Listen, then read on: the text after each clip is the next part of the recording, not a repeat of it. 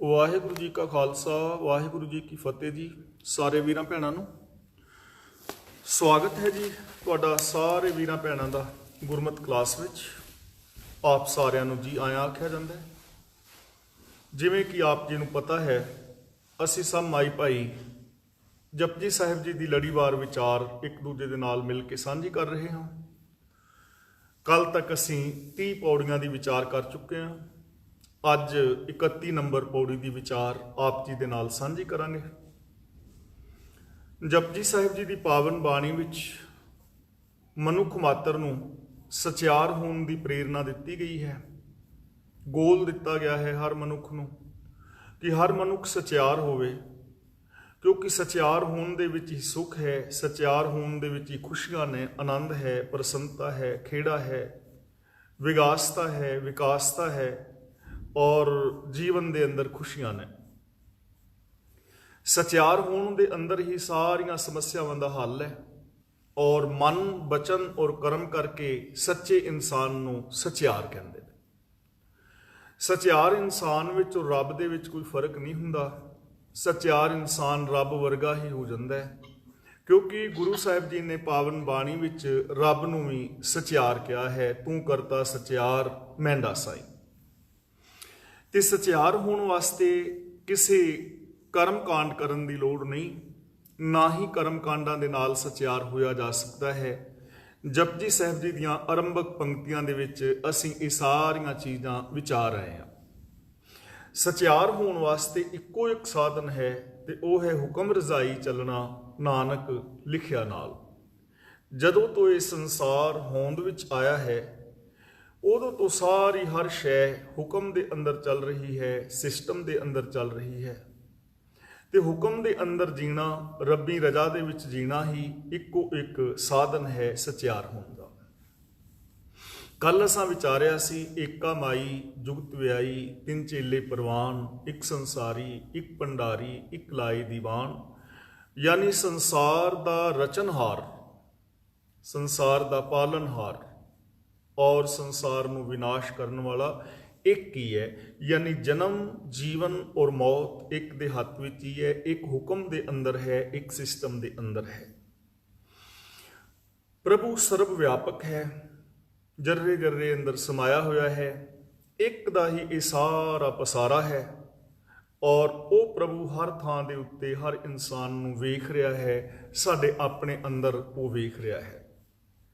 ਤਾਂ ਆਮ ਇਨਸਾਨ ਉਸ ਨੂੰ ਵੇਖ ਨਹੀਂ ਪਾਉਂਦਾ। ਵੇਖ ਨਹੀਂ ਪਾਉਂਦਾ ਦਾ ਮਤਲਬ ਮਹਿਸੂਸ ਨਹੀਂ ਕਰਦਾ, ਪਹਿਚਾਨਦਾ ਨਹੀਂ, ਉਹਨਾਂ ਗੁਣਾਂ ਨੂੰ ਅਪਣਾਉਂਦਾ ਨਹੀਂ। ਉਹ ਗੁਣ ਸਾਡੇ ਸਾਰਿਆਂ ਦੇ ਅੰਦਰ ਨੇ ਜੋ ਅਸਾਂ ਮੂਲ ਮੰਤਰ ਵਿੱਚ ਪੜ੍ਹੇ ਨੇ। ਸਚਾਈ ਹੈ, ਨਿਰਭੈਤਾ ਹੈ, ਨਿਰਵੈਰਤਾ ਹੈ, ਕਿਰਤ ਕਰਨਾ ਹੈ ਜਾਂ ਆਪਣੇ ਪੈਰਾਂ ਤੇ ਆਪ ਖੜਾ ਹੋਣਾ ਹੈ, ਗੁਰੂ ਗਿਆਨ ਦੀ ਵਰਤੋਂ ਕਰਨੀ ਹੈ, ਇਨਸਾਨੀਅਤ ਹੈ। ਇਹ ਸਾਰੇ ਦੇ ਸਾਰੇ ਗੁਣ ਹਰ ਇਨਸਾਨ ਦੇ ਅੰਦਰ ਮੌਜੂਦ ਨੇ। ਲੇਕਿਨ ਦੁਖਾਂਤ ਇਹ ਹੈ, ਵਿਡੰਬਨਾ ਇਹ ਹੈ ਕਿ ਮਨੁੱਖ ਇਹਨਾਂ ਗੁਣਾਂ ਦੀ ਵਰਤੋਂ ਨਹੀਂ ਕਰਦਾ। ਬਸ ਜਿਸ ਦਿਨ ਇਸ ਨੂੰ ਇਸ ਚੀਜ਼ ਦਾ ਗਿਆਨ ਹੋ ਗਿਆ, ਉਹ ਇਨਸਾਨ ਸਮਝ ਲਓ ਰੱਬ ਦੀ ਕਿਰਪਾ, ਗੁਰੂ ਦੀ ਰਹਿਮਤ ਦਾ ਪਾਤਰ ਬਣ ਗਿਆ। ਤੇ ਇਹਨਾਂ ਗੁਣਾਂ ਦੀ ਵਰਤੋਂ ਜਦੋਂ ਮਨ, ਬਚਨ ਔਰ ਕਰਮ ਕਰਕੇ ਕਰੇਗਾ ਤਾਂ ਉਦੋਂ ਇਹ ਰੱਬ ਦਾ ਹੀ ਰੂਪ ਹੋ ਜਾਏਗਾ। ਤਾਂ ਇੱਥੋਂ ਸਾਨੂੰ ਇਹ ਵੀ ਸਮਝ ਆਈ ਕਿ ਸੰਸਾਰ ਨੂੰ ਚਲਾਉਣ ਵਾਲੀਆਂ ਤਿੰਨ ਵੱਖਰੀਆਂ ਵੱਖਰੀਆਂ ਸ਼ਕਤੀਆਂ ਨਹੀਂ ਹਨ, ਕਿ ਕੋਈ ਇੱਕ ਸ਼ਕਤੀ ਸੰਸਾਰ ਨੂੰ ਪੈਦਾ ਕਰਦੀ ਹੈ, ਦੂਜਾ ਦੇਵਤਾ ਸੰਸਾਰ ਦੀ ਪਾਲਣਾ ਕਰਦਾ ਹੈ, ਤੀਜਾ ਦੇਵਤਾ ਸੰਸਾਰ ਦੀ ਲੈਤਾ ਕਰਦਾ ਹੈ। ਐਸਾ ਕੁਛ ਨਹੀਂ, ਇੱਕੋ ਹੀ ਹੈ ਔਰ ਉਹ ਸਰਬ ਵਿਆਪਕ ਹੈ। ਉਹਦਾ ਹੁਕਮ, ਉਹਦੀ ਰਜ਼ਾ, ਭਾਣਾ, ਲਾ ਆਫ ਨੇਚਰ ਜਾਂ ਕੁਦਰਤ ਦੇ ਨਿਯਮ ਨਿਯਮਾਵਲੀ ਹੀ ਸਾਰੇ ਸੰਸਾਰ ਨੂੰ ਚਲਾ ਰਹੇ ਨੇ। ਹੁਣ ਅਗਲੀ ਪੌੜੀ 31ਵੀਂ ਪੌੜੀ ਵਿੱਚ ਗੁਰੂ ਸਾਹਿਬ ਜੀ ਸਾਨੂੰ ਸਮਝਾ ਰਹੇ ਹਨ, ਆਸਣ ਲੋਏ ਲੋਏ ਭੰਡਾਰ। ਲੋਏ ਲੋਏ ਦਾ ਮਤਲਬ ਹਰ ਲੋਕ ਵਿੱਚ, ਪੂਰੀ ਦੁਨੀਆ ਵਿੱਚ, ਜਰਰੇ ਜਰਰੇ ਦੇ ਅੰਦਰ। ਆਸਣ ਦਾ ਮਤਲਬ ਉਹਦਾ ਘਰ, ਉਹਦਾ ਟਿਕਾਣਾ। ਜਿਵੇਂ ਆਮ ਯੋਗੀ ਜਨ ਆਸਣ ਲਗਾਉਂਦੇ ਨੇ, ਸਿੱਧ ਆਸਣ ਲਗਾਉਂਦੇ ਨੇ ਤੇ ਉਸ ਆਪਣੇ ਸਿੱਧ ਯੋਗੀ ਨੂੰ ਉਹ ਪੂਜਦੇ ਨੇ ਜਾਂ ਸਤਿਕਾਰ ਕਰਦੇ ਹਨ, ਜੋ ਵੀ ਉਹਨਾਂ ਦਾ ਸਾਧਨ ਹੈ ਯੋਗੀਆਂ ਦਾ। ਹੁਣ ਗੁਰੂ ਸਾਹਿਬ ਜੀ ਕਹਿੰਦੇ ਨੇ ਰੱਬ ਕਿੱਥੇ ਹੈ, ਰੱਬ ਦਾ ਟਿਕਾਣਾ ਕਿੱਥੇ ਹੈ। ਆਮ ਲੋਕਾਂ ਨੇ ਮੰਨਿਆ ਸੀ ਕਿ ਰੱਬ ਦਾ ਟਿਕਾਣਾ ਇਸ ਕੁਦਰਤ ਤੋਂ ਕਿਤੇ ਬਾਹਰ ਆਕਾਸ਼ ਮੰਡਲਾਂ ਵਿੱਚ ਹੈ, ਅਰਸ਼ਾਂ ਕੁਰਸ਼ਾਂ ਵਿੱਚ, 7ਵੇਂ 8ਵੇਂ ਆਸਮਾਨ ਵਿੱਚ, ਕਿਸੇ ਵੀ ਵਿਸ਼ੇਸ਼ ਅਸਥਾਨ ਜੰਨਤ ਵਿੱਚ, ਜਾਂ ਕਿਤੇ ਸਵਰਗ ਵਿੱਚ, ਜਾਂ ਕਿਤੇ ਬੈਕੁੰਠ ਧਾਮ ਵਿੱਚ। ਤੇ ਜਿਵੇਂ ਅੱਜ ਕੱਲ੍ਹ ਅਸੀਂ ਵੀ, ਸਾਡੇ ਵਿੱਚ ਵੀ ਕਈ ਵੀਰ ਮੰਨਣ ਲੱਗ ਗਏ ਕਿ ਸੱਚਖੰਡ ਕਿਤੇ ਵੱਖਰਾ ਹੈ। ਤਾਂ ਗੁਰੂ ਸਾਹਿਬ ਜੀ ਕਹਿੰਦੇ ਨੇ ਐਸਾ ਕੋਈ ਵੱਖਰਾ ਥਾਂ ਨਹੀਂ ਹੈ ਜਿੱਥੇ ਰੱਬ ਇੱਕ ਜਗ੍ਹਾ ਤੇ ਬੈਠ ਕੇ ਸੰਸਾਰ ਦੀ ਪਾਲਣਾ ਸੰਚਾਲਨ ਕਰਦਾ ਹੈ। ਕਿਉਂਕਿ ਜੇ ਇਹ ਚੀਜ਼ ਮੰਨ ਲਈ ਜਾਏ ਕਿ ਉਹ ਕਿਤੇ ਵੱਖਰੇ ਆਕਾਸ਼ ਮੰਡਲਾਂ ਵਿੱਚ ਬੈਠਾ ਹੋਇਆ ਹੈ, ਤਾਂ ਫਿਰ ਗੁਰੂ ਨਾਨਕ ਪਾਤਸ਼ਾਹ ਜੀ ਦਾ ਸਿਧਾਂਤ ਤਾਂ ਬਿਲਕੁਲ ਹੀ ਪਾਸੇ ਰਹਿ ਜਾਏਗਾ। ਗੁਰੂ ਪਾਤਸ਼ਾਹ ਜੀ ਨੇ ਆਦਿ ਸ੍ਰੀ ਗੁਰੂ ਗ੍ਰੰਥ ਸਾਹਿਬ ਜੀ ਦੇ ਆਰੰਭ ਦੇ ਵਿੱਚ ਹੀ ਬਚਨ ਕੀਤਾ ਹੈ, ਇੱਕ ਓੰਕਾਰ, ਇੱਕ ਸੰਸਾਰ ਦੇ ਅੰਦਰ ਫੈਲਿਆ ਹੋਇਆ ਹੈ, ਇੱਕ ਦਾ ਪਸਾਰਾ ਹੈ, ਇੱਕ ਸਰਬ ਵਿਆਪਕ ਪਰਮ ਸੱਤਿਆ। ਜਿਸ ਤਰ੍ਹਾਂ ਹੀ ਸੰਸਾਰ ਦੀ ਉਤਪਤੀ, ਲੈਤਾ, ਪਾਲਣਾ ਔਰ ਸੰਚਾਲਨ ਹੁੰਦਾ ਹੈ, ਉਹ ਇੱਕ ਹੈ, ਸਰਬ ਵਿਆਪਕ ਹੈ, ਉਹ ਆਪ ਹੀ ਨਿਰਾਕਾਰ ਤੋਂ ਸਾਕਾਰ ਹੋਇਆ ਹੈ। ਇਹ ਦਿਸਦਾ ਜਗਤ ਹੀ ਉਸ ਦਾ ਰੂਪ ਹੈ। ਉਹ ਮਾਨੋ ਇੱਕ ਜ਼ਿੰਦਗੀ ਦਾ ਦਰਿਆ ਹੈ ਤੇ ਅਸੀਂ ਸਭ ਉਹਦੀਆਂ ਹੀ ਲਹਿਰਾਂ ਔਰ ਬੁਲਬੁਲੇ ਹਾਂ। ਤਾਂ ਉਹਦਾ ਆਸਣ ਕਿੱਥੇ ਹੈ, ਟਿਕਾਣਾ ਕਿੱਥੇ ਹੈ? ਤਾਂ ਇਹ ਚੀਜ਼ ਸਮਝਣ ਵਾਲੀ ਹੈ। ਆਸਣ ਲੋਏ ਲੋਏ, ਹਰ ਲੋਕ ਦੇ ਅੰਦਰ, ਹਰ ਥਾਂ ਤੇ, ਹਰ ਜੀਵ ਜੰਤ ਦੇ ਅੰਦਰ ਉਸ ਦਾ ਆਸਣ ਹੈ, ਉਹਦਾ ਟਿਕਾਣਾ ਹੈ, ਉਹਦਾ ਘਰ ਹੈ। ਹਰ ਇੱਕ ਥਾਂ ਤੇ ਵਸ ਰਿਹਾ ਹੈ।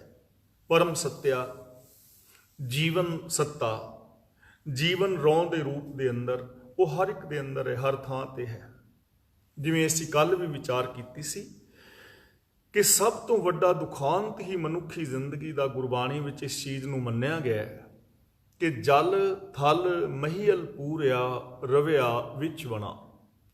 ਜੋ ਜਲਾਂ ਥਲਾਂ ਧਰਤੀ ਆਕਾਸ਼ ਵਨਸਪਤੀ ਜੀਵ ਜੰਤ ਦੇ ਅੰਦਰ ਪਰਿਪੂਰਨ ਹੈ, ਸਮਾਇਆ ਹੋਇਆ ਹੈ, ਸੋ ਪ੍ਰਭ ਚਿਤ ਨਾ ਆਵਈ ਕਿਤੜਾ ਦੁੱਖ ਗਣਾ। ਕਿ ਜੇ ਉਹ ਸਾਡੇ ਚੇਤੇ ਨਾ ਆਵੇ, ਇਹ ਚੀਜ਼ ਸਾਡੀ ਸਮਝ ਵਿੱਚ ਹੀ ਨਾ ਆਏ, ਬੰਦਾ ਇਸ ਚੀਜ਼ ਨੂੰ ਚੇਤੇ ਹੀ ਨਾ ਰੱਖੇ, ਉਹਨੂੰ ਹਰ ਥਾਂ ਦੇ ਉੱਤੇ ਵੇਖ ਨਾ ਸਕੇ, ਅਨੁਭਵ ਨਾ ਕਰ ਸਕੇ, ਤਾਂ ਇਸ ਤੋਂ ਵੱਡਾ ਦੁੱਖ ਹੋਰ ਕਿਹੜਾ ਹੋ ਸਕਦਾ ਹੈ? ਦੁਨੀਆ ਦਾ ਸਭ ਤੋਂ ਵੱਡਾ ਦੁੱਖ ਹੀ ਇਹ ਹੈ ਕਿ ਹਰ ਇੱਕ ਦੇ ਅੰਦਰ ਪ੍ਰਭੂ, ਹਰ ਇੱਕ ਬੰਦਾ ਰੱਬ ਦਾ ਰੂਪ ਹੋਵੇ ਤੇ ਅਸੀਂ ਇੱਕ ਦੂਜੇ ਨੂੰ ਰੱਬ ਦਾ ਰੂਪ ਵੇਖ ਨਾ ਸਕੀਏ, ਨਾ ਆਪਣੇ ਅੰਦਰੋਂ ਬੰਦਾ ਇਹਨਾਂ ਗੁਣਾਂ ਨੂੰ ਪ੍ਰਗਟ ਕਰ ਸਕੇ, ਨਾ ਦੂਜਿਆਂ ਵਿੱਚ ਵੇਖ ਸਕੇ। ਇਹੀ ਦੁੱਖ।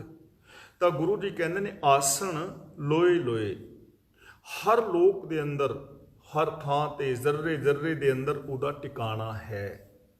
ਤਾਂ ਸਾਨੂੰ ਸਚਿਆਰ ਹੋਣ ਵਾਸਤੇ ਇਹ ਚੀਜ਼ ਮੰਨਣੀ ਪੈਣੀ ਹੈ। ਜੋ ਵੀ ਸਚਿਆਰ ਹੋਣਾ ਚਾਹੁੰਦਾ ਹੈ ਕਿ ਹਰ ਇੱਕ ਦੇ ਅੰਦਰ ਜੋ ਪਰਮ ਸੱਤਾ ਹੈ ਉਹ ਇੱਕ ਹੀ ਹੈ, ਮੇਰੇ ਵਿੱਚ ਵੀ, ਤੁਹਾਡੇ ਵਿੱਚ ਵੀ। ਹਰ ਇੱਕ ਦੇ ਅੰਦਰ ਅਨੰਤ ਅਨੰਤ ਗੁਣ ਨੇ, ਉਹ ਰੱਬ ਹੀ ਹੈ। ਉਹਨਾਂ ਗੁਣਾਂ ਨੂੰ ਅੰਦਰੋਂ ਪ੍ਰਗਟ ਕਰਨਾ ਹੀ ਰੱਬ ਨੂੰ ਪ੍ਰਗਟ ਕਰਨਾ ਹੈ। ਉਹਨਾਂ ਰੱਬੀ ਗੁਣਾਂ ਦੇ ਅੰਦਰ ਸਮਾ ਜਾਣਾ ਹੀ ਰੱਬ ਦੇ ਅੰਦਰ ਇੱਕਮਿਕ ਹੋ ਜਾਣਾ ਹੈ। ਗੁਣਾਂ ਵਿੱਚ ਆਪਣੀ ਸੁਰਤ ਨੂੰ ਇੱਕਮਿਕ ਕਰ ਲਓ ਤਾਂ ਸਮਝ ਲਓ ਰੱਬ ਦੇ ਅੰਦਰ ਇੱਕਮਿਕ ਹੋ ਗਏ। ਮੇਰ ਤੇਰ ਦੇ ਵਿਤਕਰੇ ਮਿਟਾ ਲਓ, ਇੱਕਮਿਕ ਹੋ ਗਏ। ਦੂਜੀ ਗੱਲ ਹੈ ਭੰਡਾਰ, ਕਿਉਂਕਿ ਜੋਗੀ ਇੱਕ ਥਾਂ ਤੇ ਭੰਡਾਰਾ ਕਰ ਰਹੇ ਨੇ ਤੇ ਗੁਰੂ ਸਾਹਿਬ ਜੀ ਕਹਿੰਦੇ ਨੇ ਉਹਦੇ ਭੰਡਾਰੇ ਲੋਏ ਲੋਏ ਦੇ ਅੰਦਰ ਹਰ ਥਾਂ ਤੇ ਚੱਲ ਰਹੇ ਨੇ। ਕੋਈ ਐਸੀ ਥਾਂ ਨਹੀਂ ਜਿੱਥੇ ਕਿ ਭੰਡਾਰਾ ਨਹੀਂ ਚੱਲ ਰਿਹਾ। ਯਾਨੀ ਜਿੱਥੇ ਜਿੱਥੇ ਵੀ ਕੋਈ ਜੀਵ ਜੰਤ ਹੈ ਉਸ ਨੂੰ ਉਹਦੇ ਜੀਵਨ ਵਾਸਤੇ ਹਰ ਸ਼ੈ ਉੱਥੇ ਮਿਲ ਰਹੀ ਹੈ। ਕੋਈ ਐਸੀ ਜਗ੍ਹਾ ਹੈ ਕਿ ਜਿੱਥੇ ਜੀਵ ਜੰਤ ਹੋਣ ਔਰ ਉਹਨਾਂ ਦੇ ਜੀਵਨ ਦੀ ਜੁਗਤ ਨਾ ਹੋਵੇ, ਉੱਥੇ ਉਹਨਾਂ ਨੂੰ ਆਕਸੀਜਨ ਨਾ ਮਿਲਦੀ ਹੋਏ ਜਾਂ ਉਹਨਾਂ ਦੇ ਜੀਵਨ ਵਾਸਤੇ ਜੋ ਕੁਝ ਚਾਹੀਦਾ ਹੈ ਉਹ ਨਾ ਮਿਲਦਾ ਹੋਵੇ। ਜੈਸਾ ਕਿਸੇ ਦਾ ਜੀਵਨ ਹੈ ਵੈਸੀ ਉਹਦੇ ਜੀਵਨ ਦੀ ਲੋੜ ਹਰ ਥਾਂ ਦੇ ਉੱਤੇ ਪੂਰੀ ਹੋ ਰਹੀ ਹੈ। ਹਰ ਥਾਂ ਦੇ ਉੱਤੇ ਅਸੀਂ ਕਈ ਵਾਰ ਦੇਖਦੇ ਹਾਂ ਕਿ ਇਸ ਜਗ੍ਹਾ ਤੇ ਜੀਵ ਨਹੀਂ ਹੋਣੇ, ਜਿਵੇਂ ਸਹਾਰਾ ਦਾ ਰੇਗਿਸਤਾਨ ਹੈ, ਕਿੱਡਾ ਵੱਡਾ ਹੈ ਨਾ। ਤੇ ਕਈ ਵਾਰ ਬੰਦਾ ਸੋਚਦਾ ਹੈ ਕਿ ਇੱਥੇ ਕੋਈ ਜੀਵ ਜੰਤ ਨਹੀਂ ਹੋਣਾ ਕਿਉਂਕਿ ਇੱਥੇ ਪਾਣੀ ਦੀ ਅਣਹੋਂਦ ਹੈ ਔਰ ਇੱਥੇ ਦੂਰ ਦੂਰ ਤੱਕ ਕਿਤੇ ਰੁੱਖ ਦਰਖਤ ਨਹੀਂ ਹੈ। ਜਾਂ ਰੇਗਿਸਤਾਨ ਦੇ ਅੰਦਰ ਜਦੋਂ ਗਰਮੀ ਪੈਂਦੀ ਹੈ ਤਾਂ ਰੇਤਾ ਕਿਵੇਂ ਤਪਦਾ ਹੈ, ਤੇ ਸਰਦੀ ਦੇ ਅੰਦਰ ਰੇਤਾ ਬਹੁਤ ਜ਼ਿਆਦਾ ਠੰਡਾ ਹੋ ਜਾਂਦਾ ਹੈ, ਗਰਮ ਵੀ ਜ਼ਿਆਦਾ ਜਲਦੀ ਹੁੰਦਾ, ਠੰਡਾ ਵੀ। ਆਪਨੇ ਕਿਤੇ ਦੇਖਿਆ ਹੋਵੇ ਡਿਸਕਵਰੀ ਚੈਨਲ ਵਾਲਿਆਂ ਨੇ ਇੱਕ ਬਹੁਤ ਵਧੀਆ ਚੀਜ਼ ਵਿਖਾਈ ਸੀ। ਰੇਗਿਸਤਾਨ ਦੇ ਅੰਦਰ ਜਿੱਥੇ ਕਿ ਜੀਵ ਦੀ ਕੋਈ ਹੋਂਦ ਦਾ ਸ਼ੱਕ ਵੀ ਨਹੀਂ ਪੈਂਦਾ ਕਈ ਵਾਰ ਕਿ ਇੱਥੇ ਵੀ ਜੀਵ ਹੋ ਸਕਦਾ ਹੈ, ਔਰ ਜੇ ਹੋਏਗਾ ਤੇ ਉਹਨੂੰ ਖੁਰਾਕ ਕਿੱਥੋਂ ਮਿਲਦੀ ਹੋਏਗੀ। ਤਾਂ ਉਹਨਾਂ ਨੇ ਬਹੁਤ ਵਧੀਆ ਉਹਨੂੰ ਵਿਖਾਇਆ ਹੈ। ਇੱਕ ਨਿੱਕਾ ਜਿਹਾ ਕੀੜਾ ਰਾਤ ਨੂੰ ਕੋਈ 12 ਵਜੇ ਦੇ ਕਰੀਬ ਨਿਕਲਦਾ ਹੈ ਬਾਹਰ, 11-12 ਤੋਂ ਬਾਅਦ, ਔਰ ਰੇਤੇ ਚੋਂ ਬਾਹਰ ਆ ਕੇ ਬਾਹਰ ਉਹ ਖੜਾ ਹੋ ਜਾਂਦਾ ਹੈ। ਉਹਦੇ 2 ਵਾਲ ਨੇ ਮੂੰਹ ਤੇ, ਜਿਨ੍ਹਾਂ ਨੂੰ ਅਸੀਂ ਮੁੱਛਾਂ ਕਹਿ ਦਿੰਦੇ ਹਾਂ। 2 ਵਾਲ ਹਨ ਇਸ ਤਰ੍ਹਾਂ, ਉਹ ਐਵੇਂ ਖੜਾ ਹੋ ਰਹਿੰਦਾ ਹੈ, ਵਾਲ ਉਹਦੇ ਇਸ ਤਰ੍ਹਾਂ ਨੇ। ਤੇ ਰਾਤ ਨੂੰ ਕਿਉਂਕਿ ਰੇਤਾ ਠੰਡਾ ਹੋ ਜਾਂਦਾ ਹੈ ਤੇ ਉਹ ਜਿਹੜਾ ਕੀੜਾ ਹੈ ਉਹਦਾ ਟੈਂਪਰੇਚਰ ਹਵਾ ਦੇ ਨਾਲੋਂ ਥੋੜਾ ਹੋਰ ਘੱਟ ਹੈ। ਤੇ ਜਿਹੜਾ ਹਵਾ ਦੇ ਵਿੱਚ ਪਾਣੀ ਹੈ, ਜਦੋਂ ਹਵਾ ਉਹਦੇ ਸਰੀਰ ਨਾਲ ਟੱਚ ਕਰਦੀ ਹੈ ਨਾ, ਤੇ ਉਹਦੇ ਜੋ 2 ਵਾਲ ਨੇ ਉਹਨਾਂ ਤੇ 2 ਬੂੰਦਾਂ ਪਾਣੀ ਦੀਆਂ ਬਣ ਜਾਂਦੀਆਂ ਨੇ ਟਕਰਾ ਕੇ। ਜਿਵੇਂ ਅਸੀਂ ਠੰਡਾ ਪਾਣੀ ਦਾ ਗਲਾਸ ਭਰ ਕੇ ਰੱਖੀਏ ਤੇ ਉਹਦੇ ਬਾਹਰ ਪਾਣੀ ਦੀਆਂ ਬੂੰਦਾਂ ਲੱਗ ਜਾਂਦੀਆਂ ਨੇ, ਕਿਉਂਕਿ ਹਵਾ ਦੇ ਵਿੱਚੋਂ ਹੀ ਵਾਸ਼ਪੀਕਰਨ ਹੋ ਕੇ ਪਾਣੀ ਬਣਦਾ ਹੈ। ਉਹਨਾਂ 2 ਵਾਲਾਂ ਦੇ ਉੱਤੇ 2 ਬੂੰਦਾਂ ਬਣ ਜਾਂਦੀਆਂ ਨੇ ਪਾਣੀ ਦੀਆਂ। ਉਹ ਮੂੰਹ ਖੋਲਦਾ ਹੈ ਤੇ ਨੀਵਾਂ ਕਰਕੇ ਉਸ ਵਾਲ ਨੂੰ ਮੂੰਹ ਦੇ ਵਿੱਚ ਪਾਣੀ ਪਾਉਂਦਾ ਹੈ, ਫਿਰ ਦੂਜੀ ਬੂੰਦ ਨੂੰ ਮੂੰਹ 'ਚ ਪਾਣੀ ਪਾਉਂਦਾ ਹੈ ਔਰ ਰੇਤ ਦੇ ਵਿੱਚ ਉਹ ਫਿਰ ਵੜਨਾ ਸ਼ੁਰੂ ਕਰ ਦਿੰਦਾ ਹੈ। ਤੇ ਜਦੋਂ ਤੱਕ ਸਵੇਰੇ ਗਰਮੀ ਪੈਣੀ ਸ਼ੁਰੂ ਹੁੰਦੀ ਹੈ ਉਦੋਂ ਤੱਕ ਉਹ ਇੰਨਾ ਨੀਵਾਂ ਚਲਾ ਜਾਂਦਾ ਹੈ ਰੇਤੇ ਦੇ ਅੰਦਰ, ਜਿੱਥੇ ਜਾ ਕੇ ਰੇਤਾ ਗਰਮ ਨਹੀਂ ਹੁੰਦਾ, ਜਿੱਥੇ ਜਾ ਕੇ ਉਹਦੀ ਮੌਤ ਨਹੀਂ ਹੁੰਦੀ। ਤਾਂ ਕਹਿਣ ਦਾ ਮਤਲਬ ਮੇਰਾ ਇਹ ਗੱਲ ਸੁਣਾਉਣ ਦਾ ਕਿ ਉਹਦੇ ਜੀਵਨ ਦੀ ਜੁਗਤ ਉੱਥੇ ਹੈ। ਇਸੇ ਨੂੰ ਕਹਿੰਦੇ ਨੇ ਆਸਣ ਲੋਏ ਲੋਏ ਭੰਡਾਰ।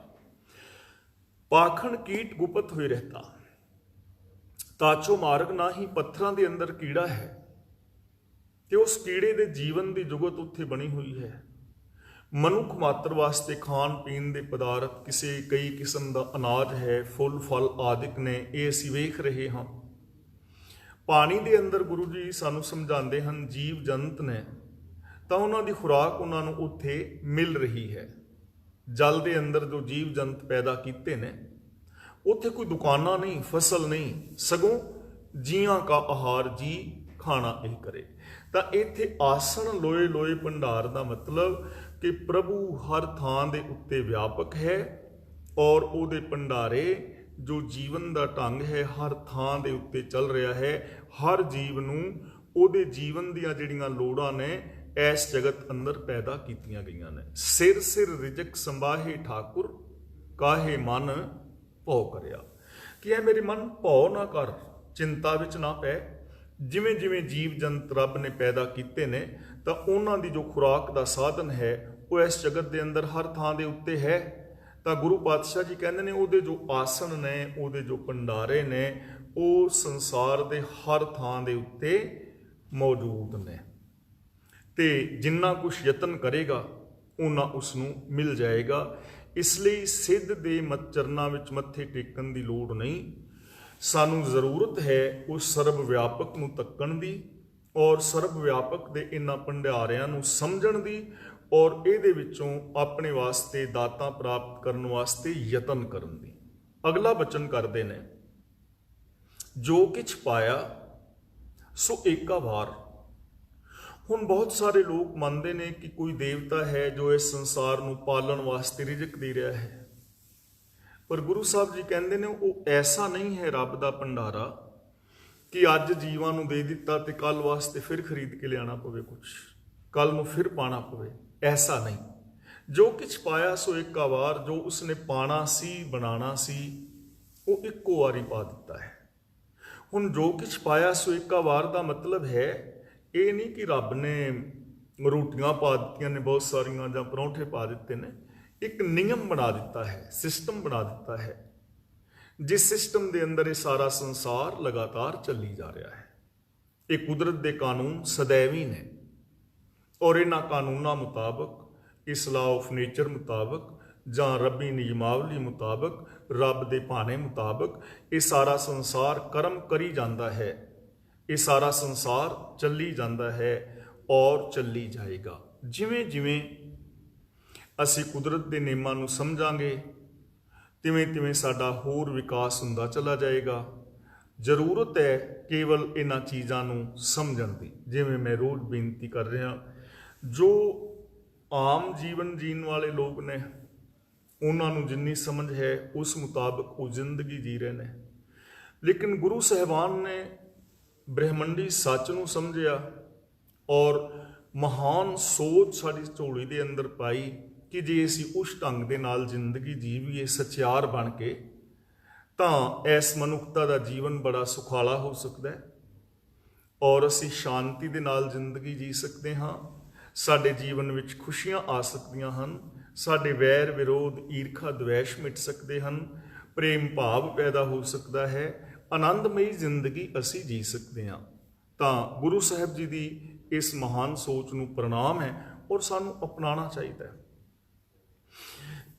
ਜਿਨ੍ਹਾਂ ਲੋਕਾਂ ਨੇ ਇਸ ਸੰਸਾਰ ਦੇ ਅੰਦਰ ਵਿਗਿਆਨਿਕ ਤਰੀਕੇ ਦੇ ਨਾਲ, ਜਿਨ੍ਹਾਂ ਨੇ ਵੇਖਿਆ ਹੈ ਵਿਗਿਆਨ ਆਦਿਕ ਦੇ ਦਾਇਰੇ ਦੇ ਵਿੱਚ, ਉਹਨਾਂ ਨੇ ਸੰਸਾਰ ਨੂੰ ਖੋਜਿਆ, ਨਿਯਮ ਖੋਜੇ, ਉਹਨਾਂ ਨੇ ਮਨੁੱਖ ਵਾਸਤੇ ਬਹੁਤ ਸਾਰੀਆਂ ਸਹੂਲਤਾਂ ਪੈਦਾ ਕੀਤੀਆਂ ਔਰ ਉਹ ਅੱਗੇ ਹੋਰ ਖੋਜਾਂ ਕਰਦੇ ਰਹਿਣਗੇ, ਸਹੂਲਤਾਂ ਪੈਦਾ ਹੁੰਦੀਆਂ ਰਹਿਣਗੀਆਂ। ਜਿਨ੍ਹਾਂ ਨੇ ਇਸ ਸੰਸਾਰ ਦੇ ਅੰਦਰ ਕਿਸੇ ਵੀ ਢੰਗ ਦੇ ਨਾਲ ਜੋ ਜੀਵਿਆ, ਉਹ ਸਾਰਾ ਕੁਝ ਇਸ ਜਗਤ ਦੇ ਅੰਦਰ ਮੌਜੂਦ ਹੈ। ਲੋੜ ਸਿਰਫ ਸਮਝਣ ਦੀ ਹੈ, ਗੁਰੂ ਗਿਆਨ ਨੂੰ ਅਪਣਾਉਣ ਦੀ ਹੈ, ਵਿਕਾਸ ਕਰਨ ਦੀ ਹੈ, ਵਿਕਾਸਸ਼ੀਲ ਬਣਨ ਦੀ ਹੈ। ਇੱਥੇ ਕੋਈ ਵੀ ਕਮੀ ਔਰ ਤੋਟ ਆਦਿਕ ਨਹੀਂ ਹੈ। ਤਾਂ ਗੁਰੂ ਜੀ ਕਹਿੰਦੇ ਨੇ ਜੋ ਕੁਛ ਪਾਇਆ ਸੋ ਏਕਾ ਵਾਰ, ਇੱਕੋ ਵਾਰੀ ਪਾ ਦਿੱਤਾ ਹੈ। ਭਾਵ ਕਿ ਇਸ ਸੰਸਾਰ ਦੇ ਜੋ ਨੇਮ ਨੇ, ਨਿਯਮ ਨੇ, ਉਹ ਅਟਲ ਨੇ। ਅਗਲਾ ਬਚਨ ਕਰਦੇ ਨੇ, ਕਰ ਕਰ ਵੇਖੈ ਸਿਰਜਣਹਾਰ। ਕਰ ਕਰ ਦਾ ਮਤਲਬ ਰਚ ਰਚ ਕੇ, ਜੋ ਕੁਛ ਉਸਨੇ ਰਚਿਆ ਹੈ ਉਹ ਸਿਰਜਣਹਾਰ। ਵੇਖੇ ਦਾ ਮਤਲਬ ਵੇਖ ਰਿਹਾ ਹੈ, ਸੰਭਾਲ ਕਰ ਰਿਹਾ ਹੈ। ਵੇਖਣ ਦਾ ਮਤਲਬ ਸੰਭਾਲ ਕਰਨੀ। ਤਾਂ ਉਸਨੇ ਕੇਵਲ ਪੈਦਾ ਹੀ ਨਹੀਂ ਕੀਤਾ, ਸੰਭਾਲ ਵੀ ਕਰ ਰਿਹਾ ਹੈ। ਹੁਣ ਇਹ ਚੀਜ਼ ਸਮਝਣ ਵਾਲੀ ਹੈ। ਹਰ ਚੀਜ਼ ਦੀ ਸੰਭਾਲ ਨੇਮਾਂ ਦੇ ਅੰਦਰ ਹੋ ਰਹੀ ਹੈ, ਹਰ ਚੀਜ਼ ਦੀ ਸੰਭਾਲ ਹੋ ਰਹੀ ਹੈ। ਸੰਭਾਲ ਦਾ ਮਤਲਬ ਪਾਲਣਾ ਹੋ ਰਹੀ ਹੈ। ਜਿਵੇਂ ਕੋਈ ਬੀਜ ਦੇ ਵਿੱਚੋਂ ਅੰਕੁਰ ਨਿਕਲਦਾ ਹੈ, ਤਾਂ ਇਹਦਾ ਮਤਲਬ ਇਹ ਨਹੀਂ ਕਿ ਅੰਕੁਰ ਨਿਕਲ ਗਿਆ ਤੇ ਕੁਦਰਤ ਨੇ ਉਸ ਨੂੰ ਛੱਡ ਦਿੱਤਾ, ਐਸਾ ਨਹੀਂ ਹੈ। ਉਹਦੀ ਸੰਭਾਲ ਹੋ ਰਹੀ ਹੈ, ਉਸ ਨੂੰ ਖੁਰਾਕ ਮਿਲ ਰਹੀ ਹੈ ਔਰ ਉਹ ਵੱਧ ਰਿਹਾ ਹੈ, ਵਿਕਾਸ ਕਰ ਰਿਹਾ ਹੈ। ਅਸੀਂ ਬੱਚੇ ਰੂਪ ਵਿੱਚ ਜਨਮ ਲਿਆ ਤਾਂ ਸਾਡੀ ਸੰਭਾਲ ਹੋਈ, ਯਾਨੀ ਪਾਲਣਾ ਹੋਈ ਨਿਯਮ ਦੇ ਅੰਦਰ, ਔਰ ਉਸ ਨਿਯਮ ਮੁਤਾਬਕ ਅਸੀਂ ਬਚਪਨ ਤੋਂ ਕਿਸ਼ੋਰ ਅਵਸਥਾ ਵਿੱਚ ਆਏ, ਜਵਾਨੀ ਵਿੱਚ ਆਏ ਤੇ ਉਸੇ ਨੇਮ ਦੇ ਅੰਦਰ ਬੁਢੇਪੇ ਵੱਲ ਹੁੰਦੇ ਹੋਏ ਮੌਤ ਵਾਲੇ ਪਾਸੇ ਜਾ ਰਹੇ ਹਾਂ। ਇਹ ਪੂਰੇ ਸੰਸਾਰ ਦੇ ਅੰਦਰ ਇਹ ਨਿਯਮਾਵਲੀ ਕੰਮ ਕਰ ਰਹੀ ਹੈ। ਕਰ ਕਰ ਵੇਖੈ ਸਿਰਜਣਹਾਰ, ਪਹਿਲੀ ਗੱਲ। ਦੂਜੀ ਵੇਖੇ ਵਾਲੀ ਗੱਲ ਹੈ ਕਿ ਉਹ ਵੇਖ ਵੀ ਰਿਹਾ ਹੈ, ਸਾਡੀ ਹਰ ਚੀਜ਼ ਵਾਚੀ ਜਾ ਰਹੀ ਹੈ ਤੇ ਕੁਦਰਤ ਦੀ ਨਿਯਮਾਵਲੀ ਮੁਤਾਬਕ ਸਾਨੂੰ ਸੁੱਖ ਜਾਂ ਦੁੱਖ ਮਿਲਦੇ ਚਲੇ ਜਾ ਰਹੇ ਹਨ। ਜੇ ਅਸੀਂ ਦਵਾਈਆਂ ਖੋਜੀਆਂ ਨੇ, ਉਹਨਾਂ ਦੇ ਨਾਲ ਕੁਝ ਰੋਗ ਦੂਰ ਹੋਏ ਹਨ, ਤੇ ਜੇ ਉਹਨਾਂ ਦੇ ਸਾਈਡ ਇਫੈਕਟ ਬਾਰੇ ਵਿਚਾਰ ਨਹੀਂ ਕੀਤੀ ਗਈ ਤਾਂ ਉਹਨਾਂ ਦਵਾਈਆਂ ਦੇ ਸਾਈਡ ਇਫੈਕਟ ਵੀ ਹੋਏ ਹਨ। ਇਹ ਸਾਰਾ ਕੁਝ ਨਾਲ ਹੀ ਚੱਲੀ ਜਾ ਰਿਹਾ ਨਾ, ਇਹ ਵਾਚਿਆ ਜਾ ਰਿਹਾ ਨੇਮ ਦੇ ਅੰਦਰ। ਇਹ ਨਹੀਂ ਕਿ ਵਾਚਣ ਵਾਲਾ ਉੱਤੇ ਕੋਈ ਵੱਖਰਾ ਬੈਠਾ ਹੈ, ਇਹ ਨਿਯਮਾਵਲੀ ਹਰ ਥਾਂ ਦੇ ਉੱਤੇ ਸਾਨੂੰ ਵਾਚ ਰਹੀ ਹੈ ਔਰ ਉਹਦੇ ਮੁਤਾਬਕ ਸਾਨੂੰ ਨਾਲ ਦੇ ਨਾਲ ਫਲ ਮਿਲੀ ਜਾ ਰਿਹਾ ਹੈ। ਜਿਵੇਂ ਮੈਂ ਰੋਜ਼ ਬੇਨਤੀ ਕਰਦਾ, ਨਿਯਮ ਹੈ ਨਾ, ਜੇ ਅਸੀਂ ਪਿਆਰ ਮੁਹੱਬਤ ਦੇ ਨਾਲ ਇੱਕ ਦੂਜੇ ਨਾਲ ਬੋਲਾਂਗੇ, ਇੱਕ ਦੂਜੇ ਨਾਲ ਸੁੱਖ ਦੁੱਖ ਦੇ ਸਾਂਝੀਵਾਲ ਬਣਾਂਗੇ, ਤਾਂ ਸਾਡਾ ਆਪਸੀ ਤਾਲਮੇਲ ਹੋਏਗਾ, ਸਾਡੇ ਜੀਵਨ ਵਿੱਚ ਖੁਸ਼ੀਆਂ ਹੋਣਗੀਆਂ। ਸਾਨੂੰ ਨਿਯਮ ਨੇ ਵਾਚਿਆ उस नियम के अंदर साडा तालमेल बन गया। जे असीं एक दूजे नाल ईरखा द्वेष करांगे, चुगली निंदा करांगे, एक दूजे नूं कष्ट पहुंचावांगे, तां वो नियम दे अंदर साडीआं दूरियां वधणगीਆਂ, साडे अंदर ईरखा दी अग बलेगी, वैर भाव वधणगे, असुरक्षा दी भावना बनेगी, बेविश्वासी बनेगी और जीवन दे अंदर दुखांत होणगे। ये जिहड़ा नियम है ये हर एक नूं वेख रहा है, वाच रहा है। सानू इथों की सिक्ख्या मिलती है जीवन लई? सानू जीवन वास्ते इत्थे हुक्म रजाई चलन की शिक्षा मिलती है। दूजे नंबर ते वो कर करके वेखदा है, पालना करदा है, ते वो करता कित्थे है? वो करता साडे अपने अंदर बैठा है। तां सानू भी इथों पालन दी, वेखण दी जुगत मिलेगी जे असी अंदरले बैठे नूं वेख लवीए। अंदरले बैठे का मतलब जो अंदर रब्बी गुण ने और इस नियमावली नूं समझीए, तां फिर असी भी एक दूजे नूं वेखांगे और पालना करांगे। जिवें हुण किन्ने सारे माँ बाप ने जिहड़े घरों बाहर ने, जिन्हां नूं किसी भी कारण करके उन्हां दा अपना सुभाਅ ठीक नहीं सी जां बच्चियां दा सुभाਅ ठीक नहीं सी, कुछ भी है, घरों बाहर ने, बच्चे उन्हां दी सुरत लैण वास्ते भी तैयार नहीं हन, तां फिर ऐसा कुछ नहीं होएगा, क्योंकि अंदर वेखण दी भावना होएगी। असीं एक दूजे दीयां भावनावां देखांगे, असीं एक दूजे दे दुख तकलीफ नूं वेखांगे, साडे अंदर पालना दी जिहड़ी है गुण आएगा और हर इंसान दूजे का सहयोग करेगा।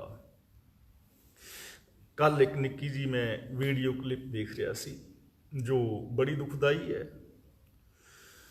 एक मेरे ख्याल च शायद जे मैं गलत नहीं कह रहा तो अमृतसर तो है, मैं गुरुद्वारा ग्रुप दे विच भी वीडियो पाई सी, आपने देखी होगी कि उसकी जो है घर वाली बीमार सी बजुर्ग की, तो वो बीमारी ते 15-20 लाख रुपया लग गया।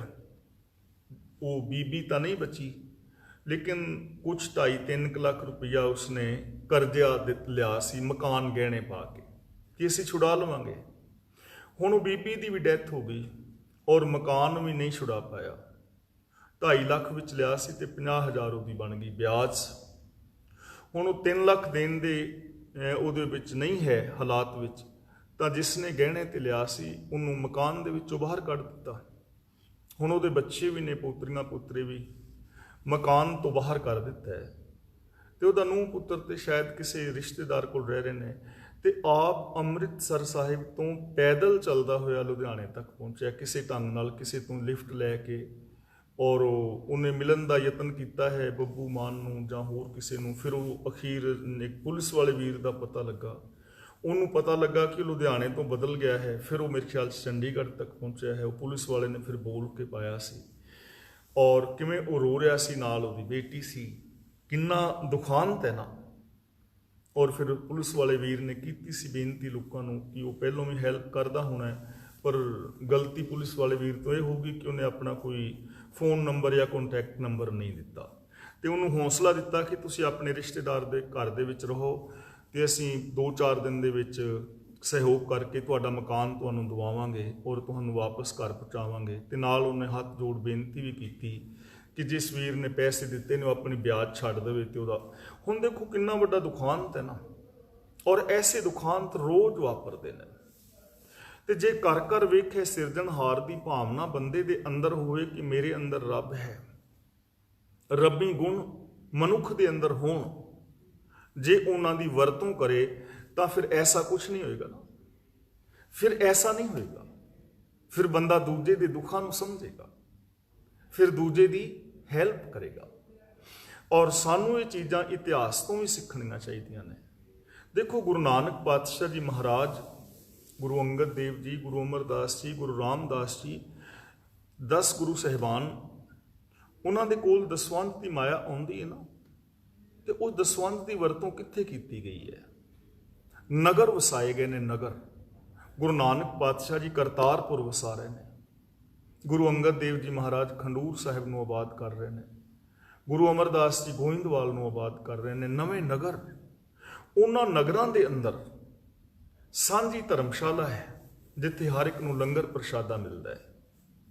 ਸਾਂਝੀ ਇੱਕ ਡਿਸਪੈਂਸਰੀ ਹੈ, ਦਵਾਖਾਨਾ ਹੈ ਜਿੱਥੋਂ ਲੋਕਾਂ ਦਾ ਇਲਾਜ ਕੀਤਾ ਜਾਂਦਾ ਹੈ, ਫ੍ਰੀ ਇਲਾਜ। ਔਰ ਫਿਰ ਲੋਕਾਂ ਨੂੰ, ਬੇਘਰਿਆਂ ਨੂੰ ਉੱਥੇ ਘਰ ਦਿੱਤੇ ਗਏ ਨੇ ਤੇ ਨਾਲ ਉਹਨਾਂ ਨੂੰ ਰੁਜ਼ਗਾਰ ਦੇ ਸਾਧਨ ਦਿੱਤੇ ਗਏ ਨੇ। ਰੋਲ ਮਾਡਲ ਪਿੰਡ ਸਨ। ਇੱਕ ਐਸੇ ਰਾਜ ਦਾ ਨਕਸ਼ਾ ਪਿੰਡਾਂ ਦੇ ਅੰਦਰ ਵਿਖਾਇਆ ਗਿਆ ਕਿ ਪੂਰੀ ਦੁਨੀਆ ਐਸੀ ਹੋ ਸਕਦੀ ਹੈ। ਇਹਨੂੰ ਸਮਝੀਏ ਥੋੜਾ ਜਿਹਾ। ਮੰਨ ਲਓ ਅਸੀਂ 3-4 ਭੈਣ ਭਰਾ ਮਿਲ ਕੇ ਐਸੀ ਜ਼ਿੰਦਗੀ ਜੀਂਦੇ ਹਾਂ, ਤਾਂ ਜੇ 3-4-5 ਅਸੀਂ ਭੈਣ ਭਰਾ ਜੀ ਸਕਦੇ ਹਾਂ, 10 ਵੀ ਜੀ ਸਕਦੇ ਨੇ, 20 ਵੀ, 50 ਵੀ। ਜੇ ਇੱਕ ਪਿੰਡ ਜੀ ਸਕਦਾ ਹੈ ਤਾਂ ਦੂਜਾ ਪਿੰਡ ਵੀ, ਤੀਜਾ ਵੀ, ਚੌਥਾ ਵੀ, ਸਾਰੀ ਦੁਨੀਆ ਵੀ ਇਸ ਤਰ੍ਹਾਂ ਜੀ ਸਕਦੀ ਹੈ। ਪੋਸੀਬਿਲਿਟੀ ਹੈ। ਲੇਕਿਨ ਅਸੀਂ ਉਸ ਚੀਜ਼ ਨੂੰ ਭੁਲਾ ਬੈਠੇ। ਜਿੰਨੇ ਵੱਡੇ ਵੱਡੇ ਡੇਰੇ ਬਣੇ ਨੇ, ਇਹਨਾਂ ਡੇਰਿਆਂ ਦੀ ਜਗ੍ਹਾ ਤੇ ਜੇਕਰ ਸੰਗਤਾਂ ਦੇ ਦਸਵੰਧ ਦੇ ਨਾਲ ਇਹੋ ਜਿਹੇ ਰੋਲ ਮਾਡਲ ਪਿੰਡ ਵਸਾਏ ਜਾਂਦੇ, ਬੇਘਰਿਆਂ ਨੂੰ ਘਰ ਦਿੱਤੇ ਜਾਂਦੇ ਔਰ ਬੇਰੁਜ਼ਗਾਰਾਂ ਵਾਸਤੇ ਰੁਜ਼ਗਾਰਾਂ ਦੇ ਸਾਧਨ ਪੈਦਾ ਕੀਤੇ ਜਾਂਦੇ, ਤਾਂ ਕਿੰਨਾ ਚੰਗਾ ਹੁੰਦਾ। ਜਦੋਂ ਅਸੀਂ ਇਸ ਚੀਜ਼ ਤੋਂ ਸਿੱਖਿਆ ਲਵਾਂਗੇ ਨਾ, ਘਰ ਘਰ ਵੇਖੇ ਸਿਰਜਣਹਾਰ, ਕਿ ਰਚਨਹਾਰ ਪ੍ਰਭੂ ਆਪਣੀ ਰਚਨਾ ਦੀ ਪਾਲਣਾ ਕਰ ਰਿਹਾ ਹੈ ਤੇ ਉਹ ਪਾਲਣਾ ਕਰਨ ਵਾਲਾ ਸਾਡੇ ਸਾਰਿਆਂ ਦੇ ਅੰਦਰ ਬੈਠਾ ਹੈ। ਫਿਰ ਬੰਦਾ ਦੂਜਿਆਂ ਨੂੰ ਕਤਲ ਨਹੀਂ ਕਰੇਗਾ, ਫਿਰ ਬੰਦਾ ਦੂਜਿਆਂ ਦੀ ਪ੍ਰੋਪਰਟੀ ਨਹੀਂ ਹੜਪੇਗਾ, ਫਿਰ ਦੂਜਿਆਂ ਦਾ ਬੰਦਾ ਹੱਕ ਨਹੀਂ ਖਾਏਗਾ, ਫਿਰ ਦੁਖੀ ਨੂੰ ਹੋਰ ਦੁਖੀ ਨਹੀਂ ਕਰੇਗਾ, ਫਿਰ ਹਰ ਇੱਕ ਦੀ ਪਾਲਣਾ ਕਰੇਗਾ, ਫਿਰ ਹਰ ਇੱਕ ਦੀ ਰੋਟੀ ਕੱਪੜੇ ਮਕਾਨ ਦੀ ਲੋੜ ਪੂਰੀ ਹੋਵੇਗੀ। ਦੇਖੋ ਅੱਜ ਦਾ ਸਿਸਟਮ ਕਿਵੇਂ ਅਮੀਰ ਬੰਦਾ ਅਮੀਰ ਹੋਈ ਜਾ ਰਿਹਾ ਹੈ। ਮੇਰੀ ਕੋਈ ਅਮੀਰਾਂ ਦੇ ਨਾਲ ਦੁਸ਼ਮਣੀ ਨਹੀਂ ਹੈ, ਗਰੀਬ ਬੰਦਾ ਹੋਰ ਰੋਜ਼ ਗਰੀਬ ਹੋਈ ਜਾ ਰਿਹਾ ਹੈ। ਗੱਲ ਇੱਥੇ ਹੈ ਅਸਾਵੀਂ ਵੰਡ ਦੀ, ਗੱਲ ਇੱਥੇ ਹੈ ਸਚਿਆਰ ਨਾ ਹੋਣ ਦੀ। ਜੇਕਰ ਗੁਰਬਾਣੀ ਨੂੰ ਸਮਝ ਕੇ ਜ਼ਿੰਦਗੀ ਜੀਵੀ ਜਾਵੇ ਤਾਂ ਬਹੁਤ ਕੁਝ ਸੰਸਾਰ ਦੇ ਅੰਦਰ ਬਦਲਾਵ ਆ ਸਕਦਾ ਹੈ।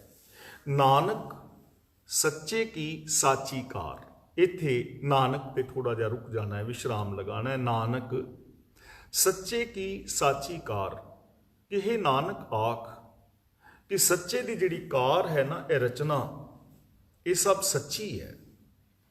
ਸੱਚੀ ਦਾ ਮਤਲਬ ਜਿਹਦੇ ਵਿੱਚ ਕੋਈ ਕਮੀ ਨਹੀਂ, ਜਿਹਦੇ ਵਿੱਚ ਕੋਈ ਦੋਸ਼ ਨਹੀਂ, ਜਿਹਦੇ ਅੰਦਰ ਕੋਈ ਉਕਾਈ ਨਹੀਂ ਹੈ। ਸੰਸਾਰ ਦੇ ਵੱਲ ਝਾਤ ਅਸੀਂ ਜਦੋਂ ਮਾਰਦੇ ਹਾਂ ਨਾ, ਤਾਂ ਇਹਨਾਂ ਨੇਮਾਂ ਦੇ ਅੰਦਰ ਕੋਈ ਉਕਾਈ ਨਹੀਂ। ਹਾਂ, ਇਹ ਗੱਲ ਵੱਖਰੀ ਹੈ ਕਿ ਅਸੀਂ, ਸਾਡੀ ਸੋਚ ਸੈਲਫਿਸ਼ ਹੋਵੇ, ਸਾਡੀ ਸੋਚ ਸੀਮਤ ਹੋਵੇ, ਮੈਂ ਕੇਵਲ ਆਪਣੇ ਵਾਸਤੇ ਸੋਚਦਾ ਹੋਵਾਂ, ਤਾਂ ਉਹ ਇੱਕ ਵੱਖਰਾ ਟੌਪਿਕ ਹੈ। ਮੈਨੂੰ ਚਾਰ ਚੁਫੇਰੇ ਕਮੀਆਂ ਨਜ਼ਰ ਆਉਣ। ਪਰ ਜਦੋਂ ਮੈਂ ਪੂਰੇ ਬ੍ਰਹਿਮੰਡ ਨੂੰ ਦੇਖਦਾ ਹਾਂ, ਪੂਰੀ ਸਮੁੱਚਤਾ ਨੂੰ ਦੇਖਦਾ ਹਾਂ, ਤਾਂ ਸਮੁੱਚਤਾ ਦੇ ਅੰਦਰ ਕੋਈ ਕਮੀ ਨਹੀਂ ਹੈ। ਜੇ ਮੈਂ ਹੁਣ ਬਾਹਰ ਸੈਰ ਕਰਨ ਵਾਸਤੇ ਗਿਆ ਹਾਂ ਤੇ ਰਾਸਤੇ ਵਿੱਚ ਬਰਸਾਤ ਆ ਜਾਏ ਤੇ ਮੈਨੂੰ ਲੱਗਦਾ ਹੈ ਕਮੀ ਹੈ, ਮੇਰੇ ਕੱਪੜੇ ਭਿੱਜ ਜਾਣਗੇ, ਬਰਸਾਤ ਰੁਕ ਜਾਏ, ਬਰਸਾਤ ਰੁਕ ਜਾਣੀ ਚਾਹੀਦੀ ਹੈ, ਤਾਂ ਮੈਂ ਸਿਰਫ ਆਪਣੇ ਕੱਪੜਿਆਂ ਵਾਸਤੇ ਦੇਖ ਰਿਹਾ ਹਾਂ। ਪੂਰੇ ਇਸ ਸਿਸਟਮ ਦੇ ਅੰਦਰ ਉਸ ਬਰਸਾਤ ਦੀ ਕੀ ਰੋਲ ਹੈ, ਉਹਦੇ ਵੱਲ ਮੇਰਾ ਧਿਆਨ ਨਹੀਂ ਹੈ। ਜਦੋਂ ਮੈਂ ਸਮੁੱਚਤਾ ਨੂੰ ਵੇਖਾਂਗਾ ਤਾਂ ਫਿਰ ਇਸ ਦੁਨੀਆ ਦੇ ਅੰਦਰ ਕੋਈ ਕਮੀ ਔਰ ਕੋਈ ਦੋਸ਼ ਨਹੀਂ ਹੈ। ਇਹ ਸੰਸਾਰ ਦੇ ਜਿਹੜੇ ਨੇਮ ਨੇ, ਨਿਯਮਾਵਲੀ ਹੈ, ਇਹ ਬਹੁਤ ਸੁੰਦਰ ਹੈ। ਇੱਥੇ ਅਨੇਕਾਂ ਮੌਸਮ ਨੇ, ਅਨੇਕਾਂ ਰਾਗ ਰੰਗ ਨੇ, ਅਨੇਕਾਂ ਕਿਸਮਾਂ ਨੇ, ਔਰ ਇਹ ਸਾਰੀ ਇੱਕ ਸਿਸਟਮ ਦੇ ਅੰਦਰ ਚੱਲ ਰਹੀ ਹੈ। ਨਾਨਕ ਸੱਚੇ ਕੀ ਸਾਚੀ ਕਾਰ, ਕੋਈ ਉਕਾਈ ਨਹੀਂ ਹੈ, ਉਕਾਈ ਤੋਂ ਰਹਿਤ ਹੈ। ਤਾਂ ਇਹ ਤੋਂ ਸਾਨੂੰ ਕੀ ਜੀਣ ਵਾਸਤੇ ਚੀਜ਼ ਮਿਲਦੀ ਹੈ ਕਿ ਰੱਬ ਦੀ ਜਦੋਂ ਹਰ ਕਾਰ ਸੱਚੀ ਹੈ, ਮੁਕੰਮਲ ਹੈ, ਕੋਈ ਉਕਾਈ ਨਹੀਂ, ਤਾਂ ਇਹਦਾ ਮਤਲਬ ਸਾਡੇ ਜੀਵਨ ਵਿੱਚ ਵੀ ਕੋਈ ਉਕਾਈ ਨਹੀਂ ਹੋਣੀ ਚਾਹੀਦੀ। ਸਾਨੂੰ ਉਕਾਈਆਂ ਤੋਂ ਉਤਾਂ ਉੱਠਣਾ ਚਾਹੀਦਾ। ਜੇ ਅਸੀਂ ਸੱਚ ਦੇ ਨਾਲ ਜੁੜ ਜਾਈਏ ਤਾਂ ਉਕਾਈਆਂ ਆਟੋਮੈਟਿਕਲੀ ਖਤਮ ਹੋ ਜਾਣਗੀਆਂ। ਉਕਾਈ ਦੋਸ਼ ਹੁੰਦੇ ਹੀ ਉਦੋਂ ਨੇ ਜਦੋਂ ਅਸੀਂ ਸੱਚ ਦੇ ਨਾਲੋਂ ਟੁੱਟਦੇ ਹਾਂ। ਸੱਚ ਨਾਲੋਂ ਜਦੋਂ ਬੰਦਾ ਟੁੱਟ ਜਾਂਦਾ ਹੈ, ਉਦੋਂ ਹੀ ਰਿਸ਼ਵਤਖੋਰੀ, ਚੋਰ ਬਜ਼ਾਰੀਆਂ ਆਉਂਦੀਆਂ ਨੇ। ਸੱਚ ਦੇ ਨਾਲੋਂ ਜਦੋਂ ਟੁੱਟਦਾ ਹੈ, ਉਦੋਂ ਹੀ ਮੇਰ ਤੇਰ ਦੇ ਭਾਵਨੇ ਪੈਦਾ ਹੁੰਦੀਆਂ ਨੇ। ਅਸਲੀ ਸੱਚਾਈ ਤਾਂ ਇਹ ਹੈ ਕਿ ਮੈਨੂੰ ਇੱਜ਼ਤ ਚਾਹੀਦੀ ਹੈ, ਮੈਨੂੰ ਪਿਆਰ ਚਾਹੀਦਾ ਹੈ, ਮੈਨੂੰ ਸੁੱਖ ਚਾਹੀਦਾ ਹੈ।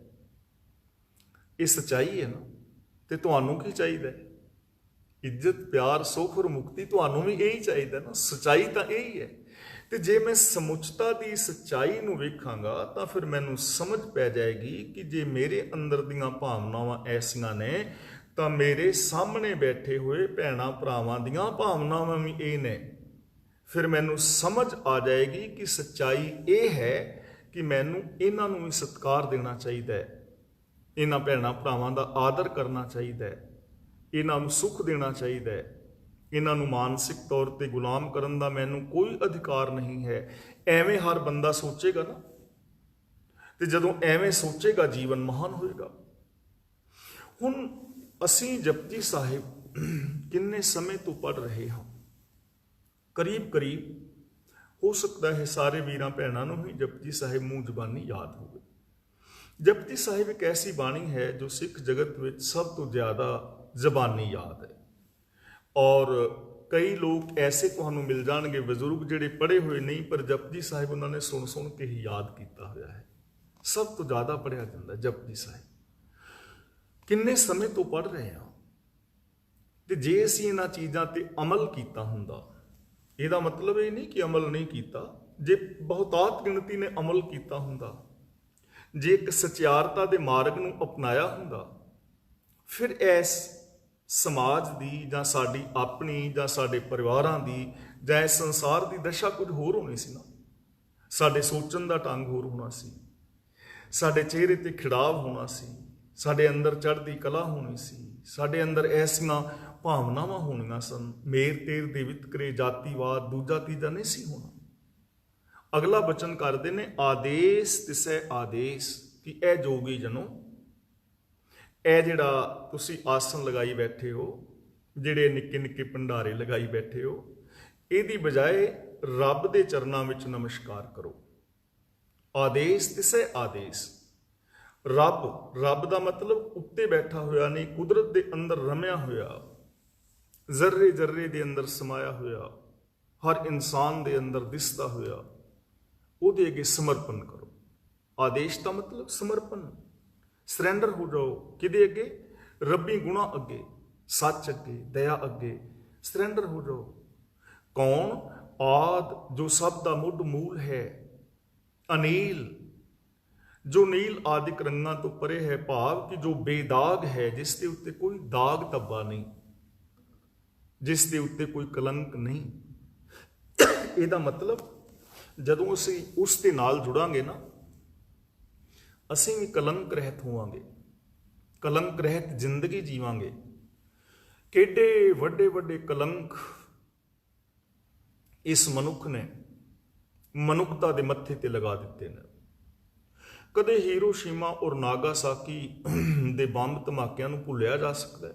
ਕਿੱਡਾ ਵੱਡਾ ਕਲੰਕ ਕਿ ਜਿਸ ਨੇ ਮਨੁੱਖਤਾ ਦਾ ਕਾਣ ਕੀਤਾ। ਕਿੱਡੇ ਵੱਡੇ ਕਲੰਕ, ਜਿਵੇਂ 84 ਦੇ ਵਿੱਚ ਅਸੀਂ ਵੇਖਦੇ ਹਾਂ, ਸਿੱਖਾਂ ਦੇ ਗਲਾਂ ਵਿੱਚ ਪਾ ਕੇ ਟਾਇਰ ਅੱਗਾਂ ਲਗਾਈਆਂ ਗਈਆਂ। ਕਿੱਡੇ ਵੱਡੇ ਵੱਡੇ ਕਲੰਕ ਕਿ 2-2.5 ਸਾਲ ਦੀ ਬੱਚੀ ਦੇ ਨਾਲ ਜ਼ਬਰ ਜ਼ਿਨਾ ਔਰ ਜਨਮ ਤੋਂ ਪਹਿਲਾਂ ਹੀ ਬੱਚੀਆਂ ਦੀ ਹੱਤਿਆ। ਕਿਤਨੇ ਲੋਕ ਨੇ ਜੋ 2 ਨੰਬਰ ਦੇ ਧੰਦੇ ਆਦਿ ਕਰ ਰਹੇ ਹਨ। ਕਿੱਡੇ ਵੱਡੇ ਵੱਡੇ ਕਲੰਕ ਨੇ ਜੋ ਮਨੁੱਖਤਾ ਦੇ ਮੱਥੇ ਤੇ ਮਨੁੱਖ ਨੇ ਲਗਾਏ ਨੇ। ਤਾਂ ਜਦੋਂ ਉਸ ਅਨੀਲ ਦੇ ਨਾਲ ਬੰਦਾ ਜੁੜੇਗਾ ਨਾ, ਉਹਦੇ ਵਰਗਾ ਹੋਣਾ ਨਾ ਅਸਾਂ ਸਚਿਆਰ, ਤੇ ਸਚਿਆਰ ਦੇ ਅੰਦਰ ਕੋਈ ਕਲੰਕ ਨਹੀਂ ਹੁੰਦਾ। ਫਿਰ ਮਨੁੱਖ ਐਸੀ ਜ਼ਿੰਦਗੀ ਜੀਵੇਗਾ ਕਿ ਬੰਦੇ ਦੇ ਮੱਥੇ ਤੇ ਕਲੰਕ ਨਾ ਹੋਵੇ, ਬੰਦੇ ਨੂੰ ਪਛਤਾਵਾ ਨਾ ਹੋਵੇ, ਬੰਦੇ ਦੇ ਅੰਦਰ ਵਿਕਾਰ ਨਾ ਹੋਣ। ਅਨਾਦ, ਜਿਸ ਦਾ ਕੋਈ ਆਦ ਅੰਤ ਨਹੀਂ, ਅਨਾਹਤ, ਜੋ ਲਗਾਤਾਰ ਹੈ, ਕੰਟੀਨਿਊ, ਹਰ ਥਾਂ ਤੇ ਹਰ ਸਮੇਂ ਰਮਿਆ ਹੋਇਆ ਹੈ, ਜਿਹਦਾ ਜੁਗਾਂ ਪ੍ਰਯੰਤ ਇੱਕੋ ਵੇਸ਼ ਹੈ, ਭਾਵ ਕਿ ਜਿਹਦੇ ਤੇ ਬਚਪਨ, ਜਵਾਨੀ ਔਰ ਬੁਢੇਪਾ ਆਦਿਕ ਨਹੀਂ ਆਉਂਦਾ। ਅਗਲੀ ਪੌੜੀ ਵਿੱਚ ਗੁਰਦੇਵ ਸਾਨੂੰ ਸਮਝਾ ਰਹੇ ਹਨ ਕਿ ਉਹਨੂੰ ਕਿਸੇ ਕਰਮ ਕਾਂਡ ਦੇ ਨਾਲ ਨਹੀਂ ਪਾਇਆ ਜਾ ਸਕਦਾ, ਮਨਹਟ ਦੇ ਨਾਲ ਨਹੀਂ ਪਾਇਆ ਜਾ ਸਕਦਾ। ਜਿਵੇਂ ਯੋਗੀ ਜਨ ਇੱਕ ਸ਼ਬਦ ਉਚਾਰਦੇ ਹਨ, ਤੇ ਜਿਵੇਂ ਹੋਰ ਬਹੁਤ ਸਾਰੇ ਲੋਕ ਮੰਤਰਾਂ ਦਾ ਉਚਾਰਨ ਕਰਦੇ ਨੇ, ਔਰ ਇਹ ਸਮਝਿਆ ਜਾਂਦਾ ਹੈ ਕਿ ਕਿਸੇ ਇੱਕ ਮੰਤਰ ਨੂੰ ਬਾਰ-ਬਾਰ ਉਚਾਰਨ ਕਰਕੇ ਮੈਂ ਕਿਸੇ ਦੇਵਤੇ ਨੂੰ ਜਾਂ ਰੱਬ ਨੂੰ ਖੁਸ਼ ਕਰ ਲਵਾਂਗਾ ਆਪਣੇ ਯਤਨਾਂ ਦੇ ਨਾਲ। ਤਾਂ ਇਹ ਅਸੀਂ ਹੁਣ ਤੱਕ ਦੀਆਂ ਸਾਰੀਆਂ ਪਿਛਲੀਆਂ ਪੌੜੀਆਂ ਵਿੱਚ ਵਿਚਾਰ ਆਏ ਹਾਂ ਕਿ ਆਪਣੇ ਮਨਹੱਠ ਦੇ ਕੰਮਾਂ ਦੇ ਨਾਲ ਰੱਬ ਨਹੀਂ ਮਿਲਦਾ, ਮਨਹੱਠ ਕਰਮਾਂ ਦੇ ਨਾਲ ਨਹੀਂ ਮਿਲਦਾ। ਉਹਦੇ ਅੱਗੇ ਤਾਂ ਸਮਰਪਣ ਕਰਨਾ ਪੈਣਾ ਹੈ, ਉਹਦੇ ਵਰਗਾ ਹੋਣਾ ਪੈਣਾ ਹੈ। ਜੇ ਇੱਕ ਗੜਾ ਇਹ ਕਵੇ ਕਿ ਮੈਂ ਖੁਰਨਾ ਤੇ ਨਹੀਂ, ਪਰ ਮੈਂ ਸਮੁੰਦਰ ਬਣਨਾ ਚਾਹੁੰਦਾ, ਮੈਨੂੰ ਫ੍ਰਿਜ ਦੇ ਵਿੱਚ ਰੱਖ ਦਿਓ ਤੇ ਫ੍ਰਿਜ ਨੂੰ ਸਮੁੰਦਰ ਦੇ ਕਿਨਾਰੇ ਰੱਖ ਕੇ ਪਿੱਛੇ ਬਿਜਲੀ ਦੇ ਦਿਓ ਤੇ ਮੈਂ ਅੰਦਰ ਪਿਆ ਰਵਾਂਗਾ, ਗੜਾ ਹੀ ਰਵਾਂਗਾ, ਲੇਕਿਨ ਮੈਂ ਮੰਤਰ ਪੜ੍ਹੀ ਜਾਵਾਂਗਾ ਤੇ ਮੰਤਰ ਪੜ੍ਹ ਕੇ ਫ੍ਰਿਜ ਦੇ ਵਿੱਚ ਹੀ ਮੈਂ ਸਮੁੰਦਰ ਬਣ ਜਾਵਾਂਗਾ। ਕਦੀ ਐਸਾ ਹੋ ਸਕਦਾ ਹੈ? ਨਹੀਂ ਨਾ।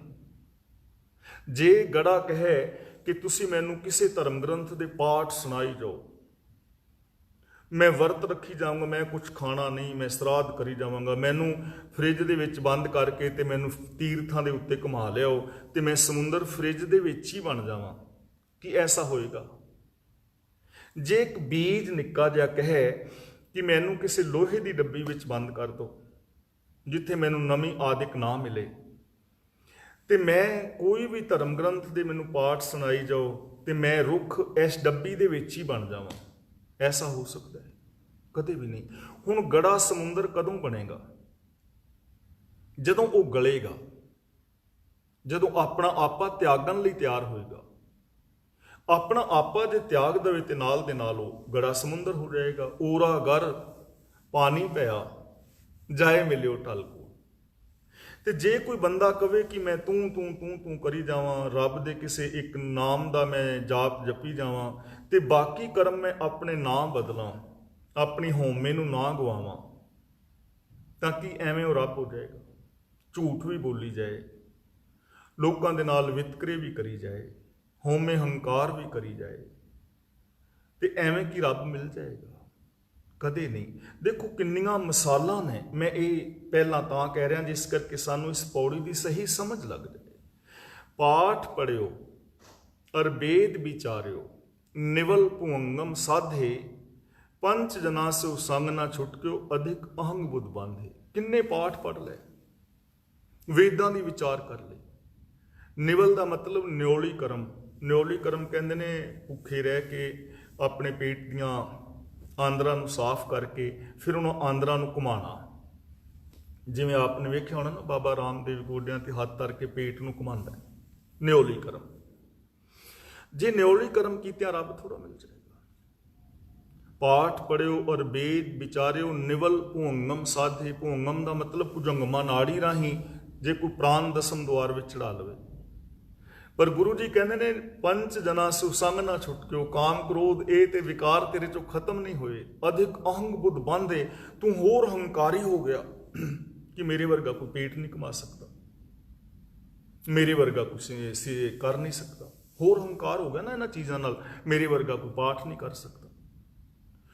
ਅਗਲਾ ਬਚਨ ਕਰਦੇ ਨੇ ਮੌਨ ਪਇਓ ਕਰਪਾਤੀ ਰਹੋ। ਕਰਪਾਤੀ ਦਾ ਮਤਲਬ ਭਾਂਡੇ ਵੀ ਨਹੀਂ ਵਰਤਨੇ। ਇਹਨਾਂ ਤਿਆਗੀ ਵੀ ਕਿਸੇ ਦੇ ਘਰ ਦੇ ਅੱਗੇ ਜਾ ਕੇ ਸਾਧੂ ਖਲੋ ਜਾਂਦੇ ਸਨ, ਜਿਹੜੀ ਰੋਟੀ ਜਿਹੋ ਜਿਹੀ ਮਿਲੀ ਹੱਥਾਂ ਤੇ ਲਈ ਤੇ ਹੱਥਾਂ ਤੇ ਖਾ ਕੇ ਚਲੇ ਗਏ। ਮੌਨੀ ਹੋ ਗਿਆ ਕੋਈ, ਕੀ ਐਵੇਂ ਰੱਬ ਮਿਲਿਆ?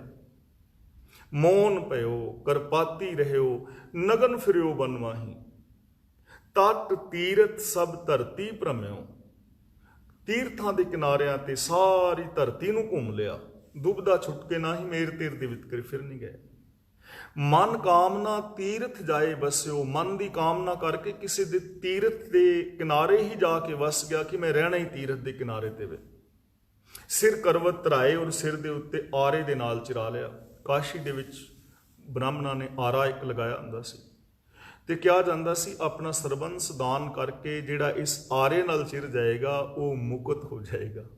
ਗੁਰੂ ਜੀ ਕਹਿੰਦੇ ਨੇ ਆਰੇ ਨਾਲ ਵੀ ਚਿਰ ਜਾਓ ਤਾਂ ਵੀ ਕੁਛ ਨਹੀਂ ਹੋਣਾ। ਮਨ ਕੀ ਮੈਲ ਨਾ ਉਤਰੇ ਇਹ ਬਿੱਜੀ, ਲੱਖ ਯਤਨ ਕਰਾਏ ਲੱਖਾਂ ਵੀ ਯਤਨ ਕਰ ਲੋ, ਮੈਂਟੈਲਿਟੀ ਤੇ ਸਾਫ਼ ਹੋਈ ਨਹੀਂ। ਅਗਲਾ ਦੇਖੋ ਕਿੰਨੇ ਸਾਨੂੰ ਇਹ ਚੀਜ਼ਾਂ ਦੱਸੀਆਂ ਨੇ। ਦੇਸ਼ ਛੋੜ ਪਰਦੇਸੈਂ ਤਾਇਆ, ਪੰਜ ਚੰਡਾਲ ਨਾਲੇ ਲੈ ਆਇਆ, ਕਾਨ ਫਰਾਏ ਹਿਰਾਏ ਟੂਕਾ, ਘਰ ਘਰ ਮੰਗੈ ਤ੍ਰਿਪਤਾਵਨ ਤੇ ਚੂਕਾ। बनता छोड़ बद नदर पर नारी, वेश न पाइए मह दुखियारी, बोले नाही होए बैठा मूनी, अंतर कलप भुआइए जूनी। ਇਹਨਾਂ ਸਾਰੇ ਕਰਮ ਕਰਨ ਵਾਲਿਆਂ ਦੇ ਗੁਰੂ ਜੀ ਨੇ ਵਿਰੋਧ ਵਿੱਚ ਬੋਲਿਆ ਕਿ ਇਹਨਾਂ ਕੰਮਾਂ ਦੇ ਨਾਲ ਕਦੇ ਪ੍ਰਭੂ ਦੀ ਪ੍ਰਾਪਤੀ ਨਹੀਂ ਹੁੰਦੀ, ਕਿਉਂਕਿ ਐਸੇ ਕੰਮ ਕਰਨ ਵਾਲੇ ਤੇ ਪਹਿਲਾਂ ਵੀ ਬੜੇ ਸਨ। ਗੁਰੂ ਜੀ ਦਾ ਪਾਵਨ ਬਚਨ ਹੈ ਪਾਗੂ ਪੇਤਾਣਾ, ਨੰਗੇ ਪੈਰੀ।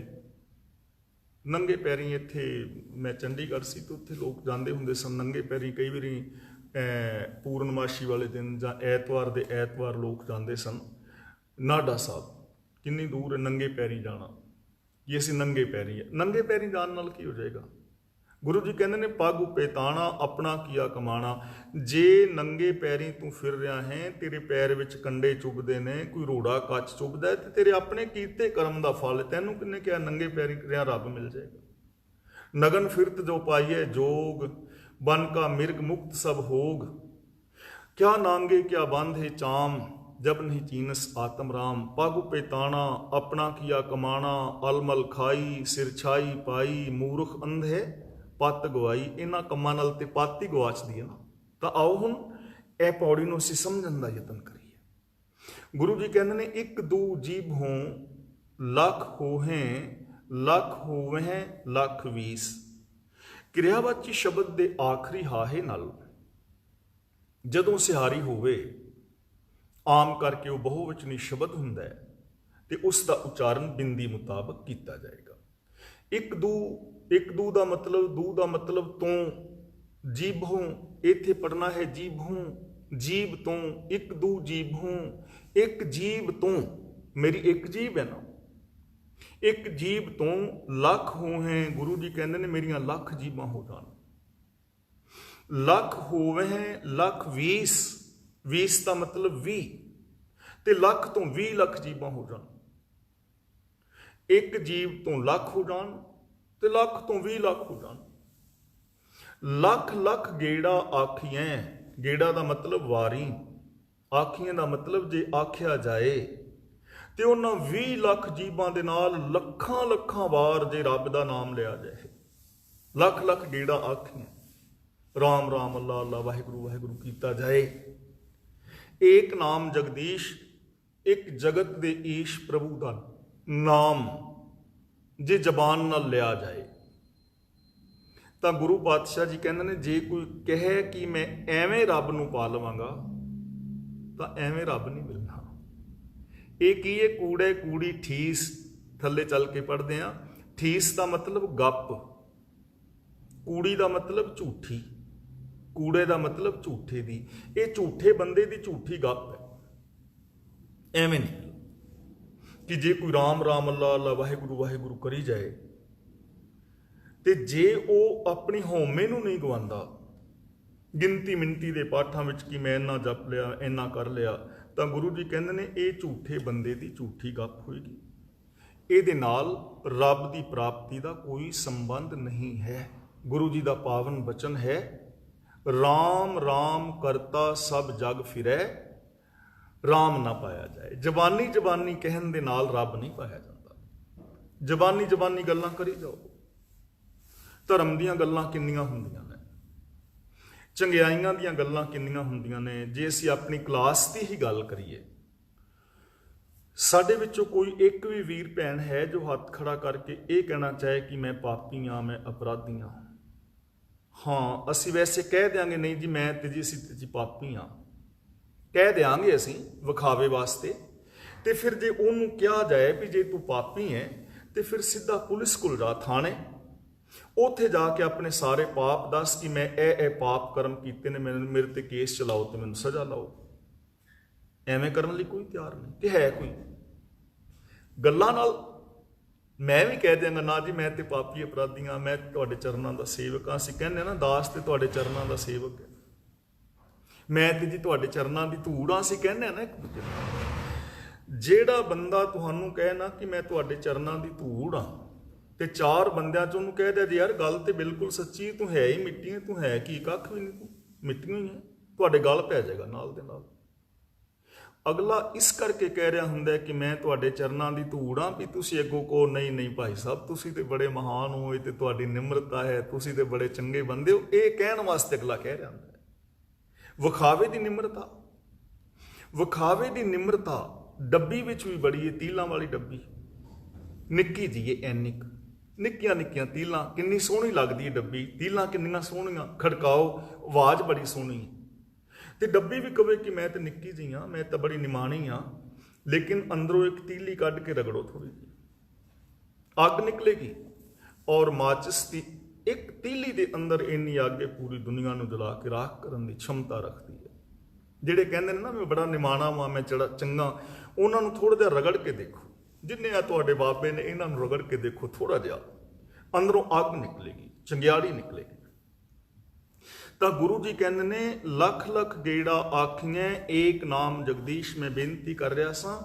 ਅਸੀਂ ਸਾਰੇ ਕਹਿੰਦੇ ਆ ਨਾ, ਸਾਰੇ ਹੀ ਵੀਰ ਭੈਣਾਂ ਜਦੋਂ ਅਸੀਂ ਇਕੱਠੇ ਹੁੰਦੇ ਹਾਂ, ਮੈਂ ਵੀ, ਤੁਸੀਂ ਵੀ, ਹੋਰ ਲੋਕ ਵੀ, ਕਿ ਭਾਜੀ ਆਪਣਾ ਤੇ ਸੁਭਾਅ ਠੀਕ ਹੈ, ਅਸੀਂ ਤੇ ਸੱਚੇ ਬੰਦੇ ਹਾਂ, ਸੱਚੀ ਗੱਲ ਕਰੀਦੀ ਹੈ, ਕਦੀ ਝੂਠ ਨਹੀਂ ਬੋਲਿਆ, ਕਦੇ ਸੱਚ ਕਹਿਣ ਤੋਂ ਡਰੇ ਨਹੀਂ, ਅਗਲੇ ਦੇ ਗੋਡੇ ਲਿੱਗੇ, ਗਿੱਟੇ ਲੱਗੇ, ਗੁੱਸੇ ਹੋਵੇ ਨਾ ਹੋਵੇ, ਅਸੀਂ ਤਾਂ ਹਮੇਸ਼ਾ ਸੱਚ ਕਹਿੰਦੇ ਹਾਂ। ਅਸੀਂ ਤੇ ਹਮੇਸ਼ਾ ਭਲਾ ਹੀ ਕੀਤਾ ਹੈ। ਜੇ ਸਾਡੇ ਕਈ ਰਿਸ਼ਤੇਦਾਰਾਂ ਨੂੰ ਅਸੀਂ ਸਪੌਂਸਰਾਂ ਦੇ ਕੇ ਇੱਥੇ ਮੰਗਾਇਆ ਹੈ, ਅਸੀਂ ਤੇ ਭਲਾ ਹੀ ਕੀਤਾ ਹੈ, ਅਸੀਂ ਤੇ ਬੁਰਾ ਕਦੇ ਕਿਸੇ ਦਾ ਕੀਤਾ ਨਹੀਂ। ਅਸੀਂ ਸਾਰੇ ਐਵੇਂ ਕਹਿੰਦੇ ਹਾਂ ਨਾ, ਸਾਰੇ ਕਹਿੰਦੇ ਨੇ, ਹਿੰਦੂ ਮੁਸਲਮਾਨ ਵੀ ਐਵੇਂ ਕਹਿੰਦੇ ਨੇ, ਸਿੱਖ ਵੀ, ਈਸਾਈ ਵੀ।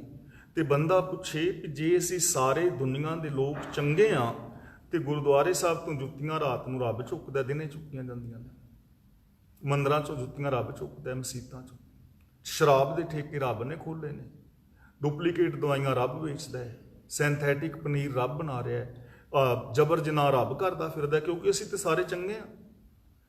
ਤਾਂ ਗੱਲਾਂ ਨਾਲ, ਜ਼ਬਾਨ ਨਾਲ ਕਹਿਣ ਨਾਲ ਕੁਛ ਨਹੀਂ ਹੁੰਦਾ ਜਦੋਂ ਤੱਕ ਅੰਦਰ ਦੀ ਤਬਦੀਲੀ ਨਹੀਂ। ਲੱਖ ਲੱਖ ਗੇੜਾ ਆਖੀਆਂ ਏਕ ਨਾਮ ਜਗਦੀਸ਼, ਲੱਖਾਂ ਲੱਖਾਂ ਵਾਰ ਵੀ ਇੱਕ ਨਾਮ ਨੂੰ ਜੇਕਰ ਬਾਰ-ਬਾਰ ਕਿਹਾ ਜਾਏ ਤਾਂ ਗੁਰੂ ਜੀ ਕਹਿੰਦੇ ਨੇ ਐਵੇਂ ਮਿਲਾਪ ਨਹੀਂ ਹੁੰਦਾ।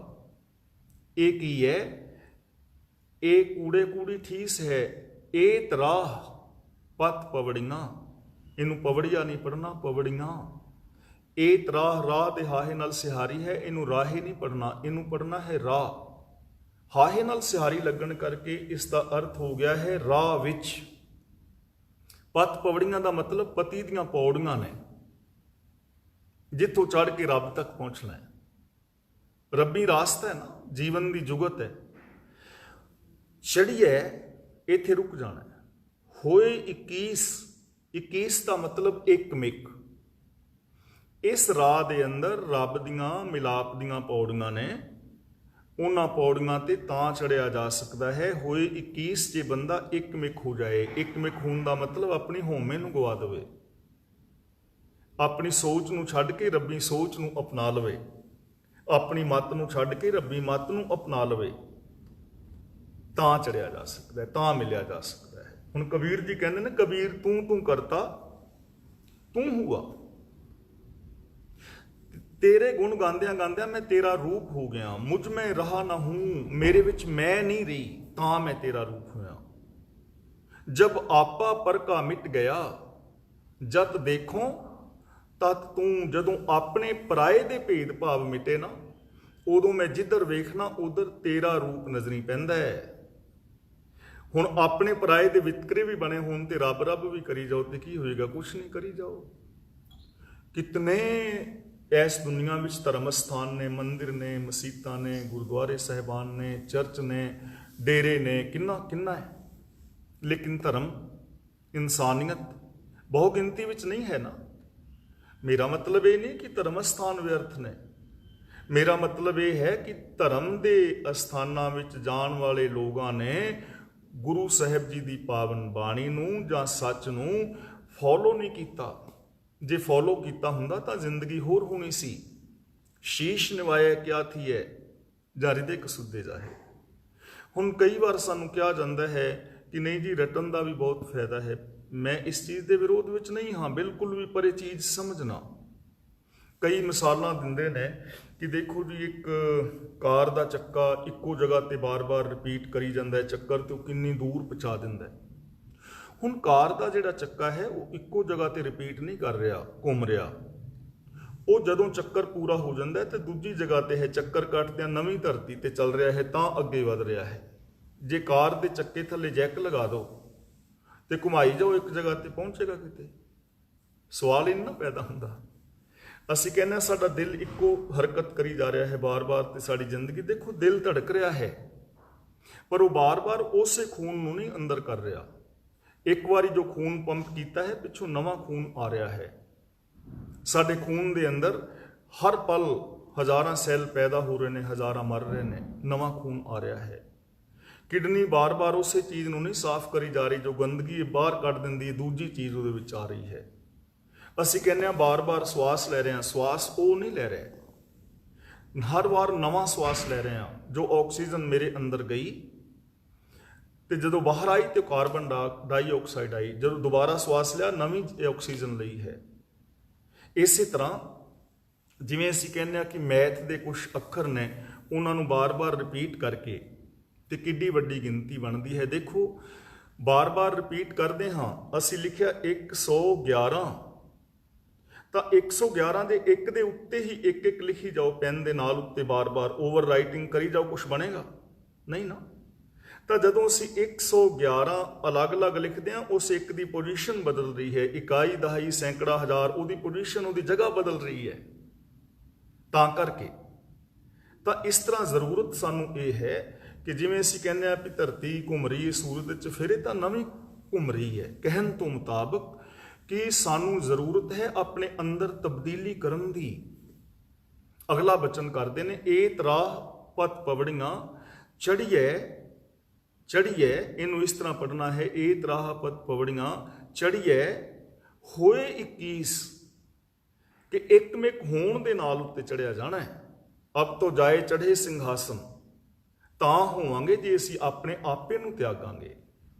ਗੜਾ ਤਾਂ ਪਾਣੀ ਬਣੇਗਾ ਜੇ ਉਹ ਆਪਣੀ ਹਉਮੈ ਨੂੰ ਗਲਾਏਗਾ। ਤੇ ਜੇ ਉਹ ਕਹੇ ਫ੍ਰਿਜ ਦੇ ਵਿੱਚ ਬੈਠਾ ਮੈਂ ਕੋਈ ਕਰੀ ਜਾਵਾਂ ਕਰਮ, ਤੇ ਗੜਾ ਨਹੀਂ ਬਣੇਗਾ। ਇਸ ਲਈ ਇੱਥੇ ਕਿਸੇ ਚੀਜ਼ ਦਾ ਵਿਰੋਧ ਨਹੀਂ ਹੈ, ਚੀਜ਼ ਸਮਝਣ ਵਾਲੀ ਹੈ ਕਿ ਅਸੀਂ ਆਪਣੇ ਆਪੇ ਨੂੰ ਬਦਲਣਾ ਹੈ, ਆਪਣੀ ਹਉਮੈ ਨੂੰ ਗਵਾਉਣਾ ਹੈ, ਆਪਣੀ ਮੱਤ ਨੂੰ ਛੱਡਣਾ ਹੈ, ਵੇ ਆਫ ਲਾਈਫ ਨੂੰ ਬਦਲਣਾ ਹੈ, ਸੁਰਤ ਨੂੰ ਚੇਂਜ ਕਰਨਾ ਹੈ, ਆਪਣੇ ਬੋਲ ਬਾਣੀ ਨੂੰ ਬਦਲਣਾ ਹੈ, ਆਪਣੇ ਵਿਹਾਰ ਨੂੰ ਬਦਲਣਾ ਹੈ, ਮਨ ਬਚਨ ਕਰਮ ਕਰਕੇ ਸੱਚੇ ਹੋਣਾ ਹੈ। ਗੁਰੂ ਜੀ ਕਹਿੰਦੇ ਨੇ ਜੇਕਰ ਇਸ ਚੀਜ਼ ਨੂੰ ਨਾ ਅਪਣਾਇਆ ਜਾਏ,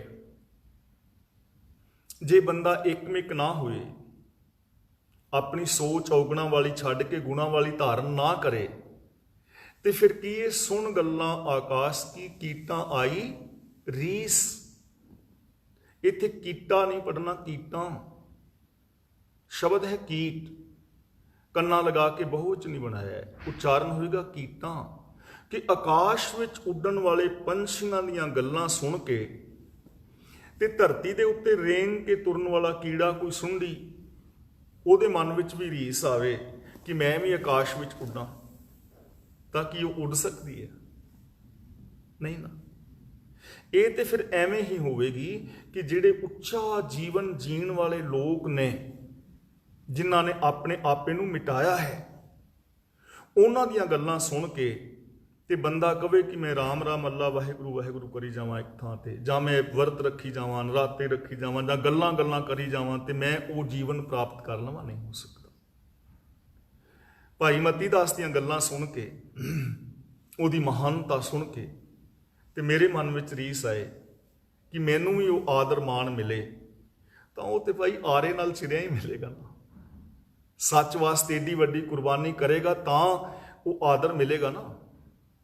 ਕਿਸੇ ਦੇ ਮਰੇ ਬੰਦੇ ਦੇ ਖੂਨ ਦੇ ਅੰਦਰ ਉਂਗਲੀ ਭਿਉਂ ਕੇ ਤੇ ਕੋਈ ਕਵੇ ਮੈਨੂੰ ਸ਼ਹੀਦ ਆਖੋ ਕਿਉਂਕਿ ਮੇਰੀ ਉਂਗਲੀ ਨੂੰ ਖੂਨ ਲੱਗਾ ਹੋਇਆ ਹੈ, ਤਾਂ ਕਿਸੇ ਦੇ ਖੂਨ ਵਿੱਚ ਉਂਗਲੀ ਭਿਉਂ ਕੇ ਸ਼ਹੀਦਾਂ ਵਿੱਚ ਨਾਮ ਨਹੀਂ ਆਉਂਦਾ। ਸ਼ਹੀਦਾਂ ਵਿੱਚ ਨਾਮ ਲਿਆਉਣ ਵਾਸਤੇ ਆਪਣਾ ਆਪਾ ਕੁਰਬਾਨ ਕਰਨਾ ਪੈਂਦਾ ਹੈ। ਤਾਂ ਇਸ ਕਰਕੇ ਰੀਸ ਜਿਹੜੀ ਹੈ ਨਾ, ਕਿ ਬਿਨਾਂ ਗੁਣਾ ਤੋਂ ਕਿਸੇ ਦੀ ਰੀਸ ਕਰਨੀ, ਤੇ ਉਹਦੇ ਨਾਲ ਸਾਨੂੰ ਕੁਝ ਮਿਲਣ ਵਾਲਾ ਨਹੀਂ ਹੈ।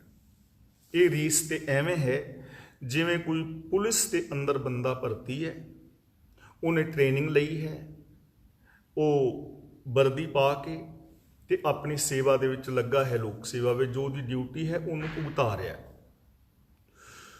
ਤੇ ਜੇ ਕੋਈ ਬੰਦਾ ਪੁਲਿਸ ਵਿੱਚ ਭਰਤੀ ਨਾ ਹੋਇਆ ਹੋਏ, ਟ੍ਰੇਨਿੰਗ ਉਸਨੇ ਨਹੀਂ ਲਈ, ਉਹਦੇ ਕੋਲ ਸਰਟੀਫਿਕੇਟ ਆਦਿਕ ਨਹੀਂ ਹੈ, ਭਰਤੀ ਉਹ ਨਹੀਂ ਹੋਇਆ, ਤੇ ਜੇ ਕੋਈ ਪੁਲਿਸ ਦੀ ਵਰਦੀ ਪਾ ਲਵੇ ਤੇ ਵਰਦੀ ਪਾ ਕੇ ਲੋਕਾਂ ਦੇ ਘਰ ਆਖੇ ਮੈਂ ਤੁਹਾਡਾ ਚਲਾਨ ਕੱਟਣਾ, ਤੇ ਫਿਰ ਕੀ ਹੋਏਗਾ?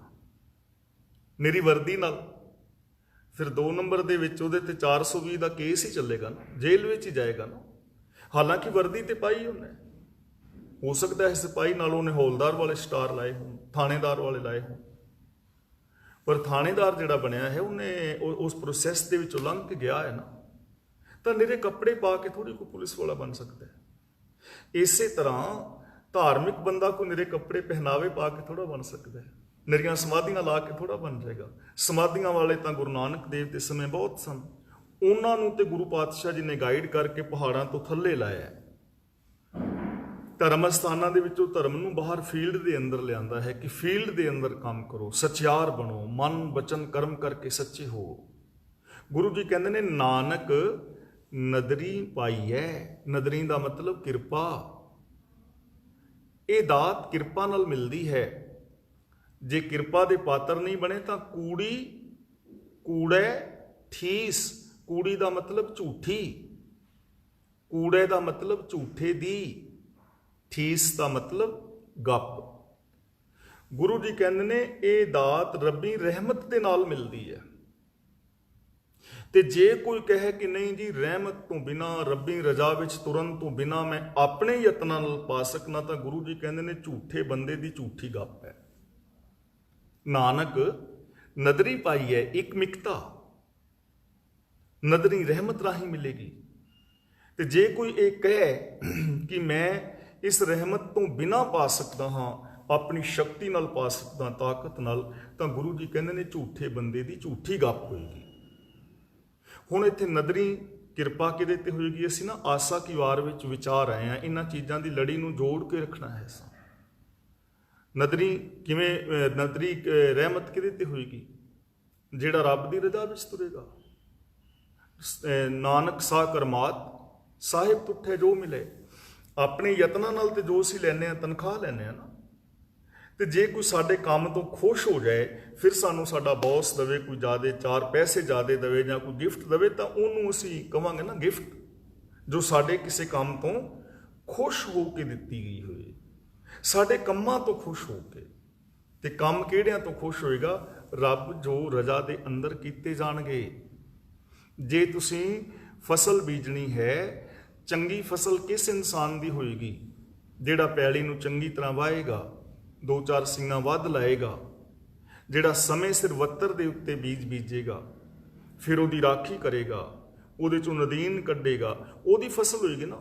ਤੇ ਜੇ ਕਿਸੇ ਨੇ ਬੇਮੌਸਮਾ ਬੀਜ ਬੀਜਿਆ ਤਾਂ ਫਿਰ ਤਾਂ ਪੈਲੀ ਕਿਹਦੇ ਤੇ ਖੁਸ਼ ਹੋਏਗੀ? ਕਿਰਪਾ ਕਿਹਦੇ ਤੇ ਹੋਏਗੀ? ਜੋ ਪਾਤਰ ਬਣੇਗਾ। ਬੱਚਿਆਂ ਦੇ ਉੱਤੇ ਮਾਂ ਪਿਓ ਕਿਹਨਾਂ ਤੇ ਖੁਸ਼ ਹੁੰਦੇ ਨੇ? ਜਿਹੜੇ ਬੱਚੇ ਚੰਗੇ ਕੰਮ ਕਰਦੇ ਨੇ।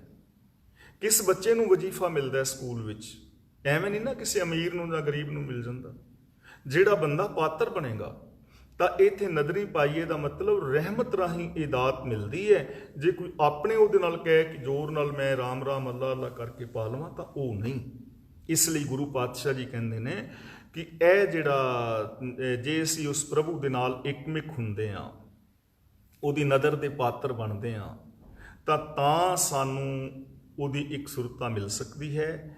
ਕੇਵਲ ਲੱਖਾਂ ਲੱਖਾਂ ਵਾਰ ਵੀ ਜੇ ਤੁਸੀਂ ਜ਼ਬਾਨ ਦੇ ਨਾਲ ਗੱਲਾਂ ਕਰੀ ਜਾਓ ਤੇ ਉਹਨਾਂ ਚੀਜ਼ਾਂ ਦੇ ਧਾਰਨੀ ਨਾ ਹੋਵੋ, ਤਾਂ ਫਿਰ ਇਹ ਦਾਤ ਨਹੀਂ ਮਿਲਦੀ। ਤਾਂ ਇਸ ਪੌੜੀ 'ਚੋਂ ਸਾਨੂੰ ਇਹ ਸਿੱਖਿਆ ਮਿਲ ਰਹੀ ਹੈ ਕਿ ਅਸੀਂ ਕੇਵਲ ਜ਼ਬਾਨੀ ਗੱਲਾਂ ਨਹੀਂ ਕਰਨੀਆਂ, ਸਗੋਂ ਅਸੀਂ ਇੱਕਮਿਕਤਾ, ਆਪਣੀ ਹਉਮੈ ਨੂੰ, ਮੀਨਸ ਆਪਣੀ ਮੱਤ ਨੂੰ, ਆਪਣੇ ਗਲਤ ਵਿਚਾਰਾਂ ਨੂੰ ਤਿਆਗਣਾ ਹੈ ਔਰ ਰੱਬੀ ਰਜ਼ਾ ਦੇ ਅੰਦਰ ਤੁਰਨਾ ਹੈ। ਜੇ ਕੋਈ ਇਹ ਬੰਦਾ ਗੱਲ ਕਹਿੰਦਾ ਕਿ ਰੱਬੀ ਰਜ਼ਾ ਤੋਂ ਬਿਨਾਂ, ਸਿਸਟਮ ਵਿੱਚ ਤੁਰਨ ਤੋਂ ਬਿਨਾਂ ਇਹ ਚੀਜ਼ ਮਿਲ ਸਕਦੀ ਹੈ, ਤਾਂ ਉਹ ਝੂਠੀ ਗੱਪ ਹੋਏਗੀ। ਜੇ ਹੁਣ ਸਾਨੂੰ ਇਸ ਚੀਜ਼ ਦੀ ਸਮਝ ਆ ਜਾਏ ਤਾਂ ਇੱਕ ਤਾਂ ਸਾਡਾ ਆਪਣਾ ਜੀਵਨ ਸੁਧਰੇਗਾ, ਤੇ ਦੂਜਾ ਜੇਕਰ ਅਸੀਂ ਇਸ ਚੀਜ਼ ਨੂੰ ਵੇਖ ਕੇ ਇਸ ਸੰਸਾਰ ਨੂੰ ਵੇਖਣ ਦਾ ਯਤਨ ਕਰਾਂਗੇ ਤਾਂ ਅਸੀਂ ਇਮੋਸ਼ਨਲ ਬਲੈਕਮੇਲ ਹੋਣ ਤੋਂ ਬਚ ਜਾਵਾਂਗੇ। ਬੇਸ਼ੱਕ ਉਹ ਧਾਰਮਿਕ ਪ੍ਰਚਾਰਕ ਮੈਂ ਤੁਹਾਨੂੰ ਇਮੋਸ਼ਨਲ ਬਲੈਕਮੇਲ ਕਰ ਰਿਹਾ ਜਾਂ ਕੋਈ ਬਾਬਾ ਕਰ ਰਿਹਾ ਹੈ ਜਾਂ ਕੋਈ ਹੋਰ ਕਰ ਰਿਹਾ ਹੈ, ਤਾਂ ਸਾਨੂੰ ਸੱਚ ਦਾ ਝੂਠ ਦਾ ਪਤਾ ਲੱਗ ਜਾਏਗਾ। ਦੁਨੀਆ ਦੇ ਵਿੱਚੋਂ ਧਰਮ ਦੇ ਨਾਮ ਤੇ ਠੱਗੀਆਂ ਖਤਮ ਹੋ ਜਾਣਗੀਆਂ। ਦੁਨੀਆ ਦੇ ਅੰਦਰ ਰਾਜਨੀਤਿਕ, ਧਾਰਮਿਕ, ਆਰਥਿਕ, ਸਮਾਜਿਕ, ਸਰੀਰਕ, ਮਾਨਸਿਕ, ਬੌਧਿਕ, ਪਰਿਵਾਰਕ, ਵਿਵਹਾਰਕ ਇੱਕ ਸੁਰਤਾ ਆਏਗੀ। ਸਾਡੇ ਜੀਵਨ ਦੇ ਅੰਦਰ ਵਿਕਾਸ ਹੋਏਗਾ, ਸਾਨੂੰ ਸੁਖ ਸ਼ਾਂਤੀ ਮਿਲੇਗੀ। ਅਸੀਂ ਅੰਦਰ ਬੈਠੇ ਰੱਬ ਨੂੰ ਪਛਾਣਾਂਗੇ। ਉਹ ਅੰਦਰ ਬੈਠੇ ਜਿਹੜੇ ਉਸ ਰੱਬ ਦੇ ਗੁਣ ਨੇ, ਉਹੀ ਰੱਬ ਹੈ। ਉਹਨਾਂ ਗੁਣਾਂ ਨੂੰ ਅਸੀਂ ਪਾਵਾਂਗੇ, ਉਹਨਾਂ ਗੁਣਾਂ ਦੇ ਵਿੱਚ ਅਸੀਂ ਇੱਕਮਿਕ ਹੋ ਜਾਵਾਂਗੇ। ਮੈਂ ਇੱਥੇ ਹੀ ਸਮਾਪਤੀ ਕਰਦਾ। ਮੈਨੂੰ ਪਾਵਨ ਬਾਣੀ ਦੀ ਇਸ ਤਰ੍ਹਾਂ ਸਮਝ ਆਈ ਹੈ ਤੇ ਜੋ ਮੈਂ ਅਰਥ ਕੀਤੇ ਨੇ ਇਹ ਭਾਈ ਸਾਹਿਬ ਸਿੰਘ ਜੀ ਦੇ ਟੀਕੇ ਵਿੱਚੋਂ ਕੀਤੇ ਗਏ ਹਨ ਤੇ ਮੈਨੂੰ ਇਸ ਤਰ੍ਹਾਂ ਸਮਝ ਆਈ ਹੈ। ਹੋ ਸਕਦਾ ਹੈ ਤੁਹਾਡੇ ਮੇਰੇ ਵਿਚਾਰਾਂ ਵਿੱਚ ਥੋੜਾ ਬਹੁਤਾ ਫਰਕ ਹੋਵੇ ਤੇ ਜੇ ਆਪ ਨੂੰ ਇਹ ਵਿਚਾਰ ਚੰਗੇ ਲੱਗਦੇ ਨੇ ਤਾਂ ਆਪ ਅਪਣਾ ਲਓਗੇ ਤੇ ਜੇ ਕਿਤੇ ਮਤਭੇਦ ਹੈ ਤਾਂ ਫਿਰ ਵੀ ਅਸੀਂ ਸਾਰੇ ਵੀਰ ਭੈਣਾਂ ਹਾਂ, ਇੱਕ ਪਰਿਵਾਰ ਦੇ ਮੈਂਬਰ ਹਾਂ, ਕਿਉਂਕਿ ਹਰ ਇੱਕ ਨੂੰ ਆਪਣੇ ਵਿਚਾਰ ਵੱਖਰੇ ਰੱਖਣ ਦਾ ਅਧਿਕਾਰ ਹੈ। ਪਰ ਅਸੀਂ ਗੁਰਬਾਣੀ ਨੂੰ ਸਮਝਦੇ ਹਾਂ ਤੇ ਪ੍ਰਤੀਤ ਹੁੰਦਾ ਹੈ ਕਿ ਇਹ ਵਿਚਾਰ ਬਿਲਕੁਲ ਗੁਰਮਤਿ ਅਨੁਸਾਰ ਹੈ। ਹੁਕਮ ਰਜ਼ਾਈ ਚੱਲਣਾ ਹੀ ਸਚਿਆਰ ਹੋਣ ਦਾ ਸਾਧਨ ਹੈ। ਜੇ ਅਸੀਂ ਇਸ ਤਰ੍ਹਾਂ ਕਰਦੇ ਹਾਂ ਤਾਂ ਅਸੀਂ ਸਚਿਆਰ ਹੋ ਸਕਦੇ ਹਾਂ। ਅਗਲੀ ਕਾਰਵਾਈ ਹੁਣ ਭਾਈ ਤਰਲੋਚਨ ਸਿੰਘ ਜੀ ਕਰਨਗੇ। ਮੈਂ ਇੱਥੇ ਖਿਮਾ ਦਾ ਜਾਚਕ ਹਾਂ। ਅੱਜ ਅਸੀਂ ਜੋ ਵਿਚਾਰ ਕੀਤੀ ਹੈ ਇਸ ਪੌੜੀ ਦੇ ਅੰਦਰ, ਜੇ ਕਿਸੇ ਵੀਰ ਦਾ ਕੋਈ ਸਵਾਲ ਹੋਏ ਤਾਂ ਪੁੱਛ ਸਕਦਾ ਹੈ। ਆਪਣੇ ਜੇ ਵਿਚਾਰ ਦੇਣੇ ਹੋਣ ਤੇ ਆਪਣੇ ਵਿਚਾਰ ਵੀ ਦੇ ਸਕਦੇ ਹੋ। ਹੋਈਆਂ ਭੁੱਲਾਂ ਦੀ ਖਿਮਾ। ਵਾਹਿਗੁਰੂ ਜੀ ਕਾ ਖਾਲਸਾ, ਵਾਹਿਗੁਰੂ ਜੀ ਕੀ ਫਤਿਹ।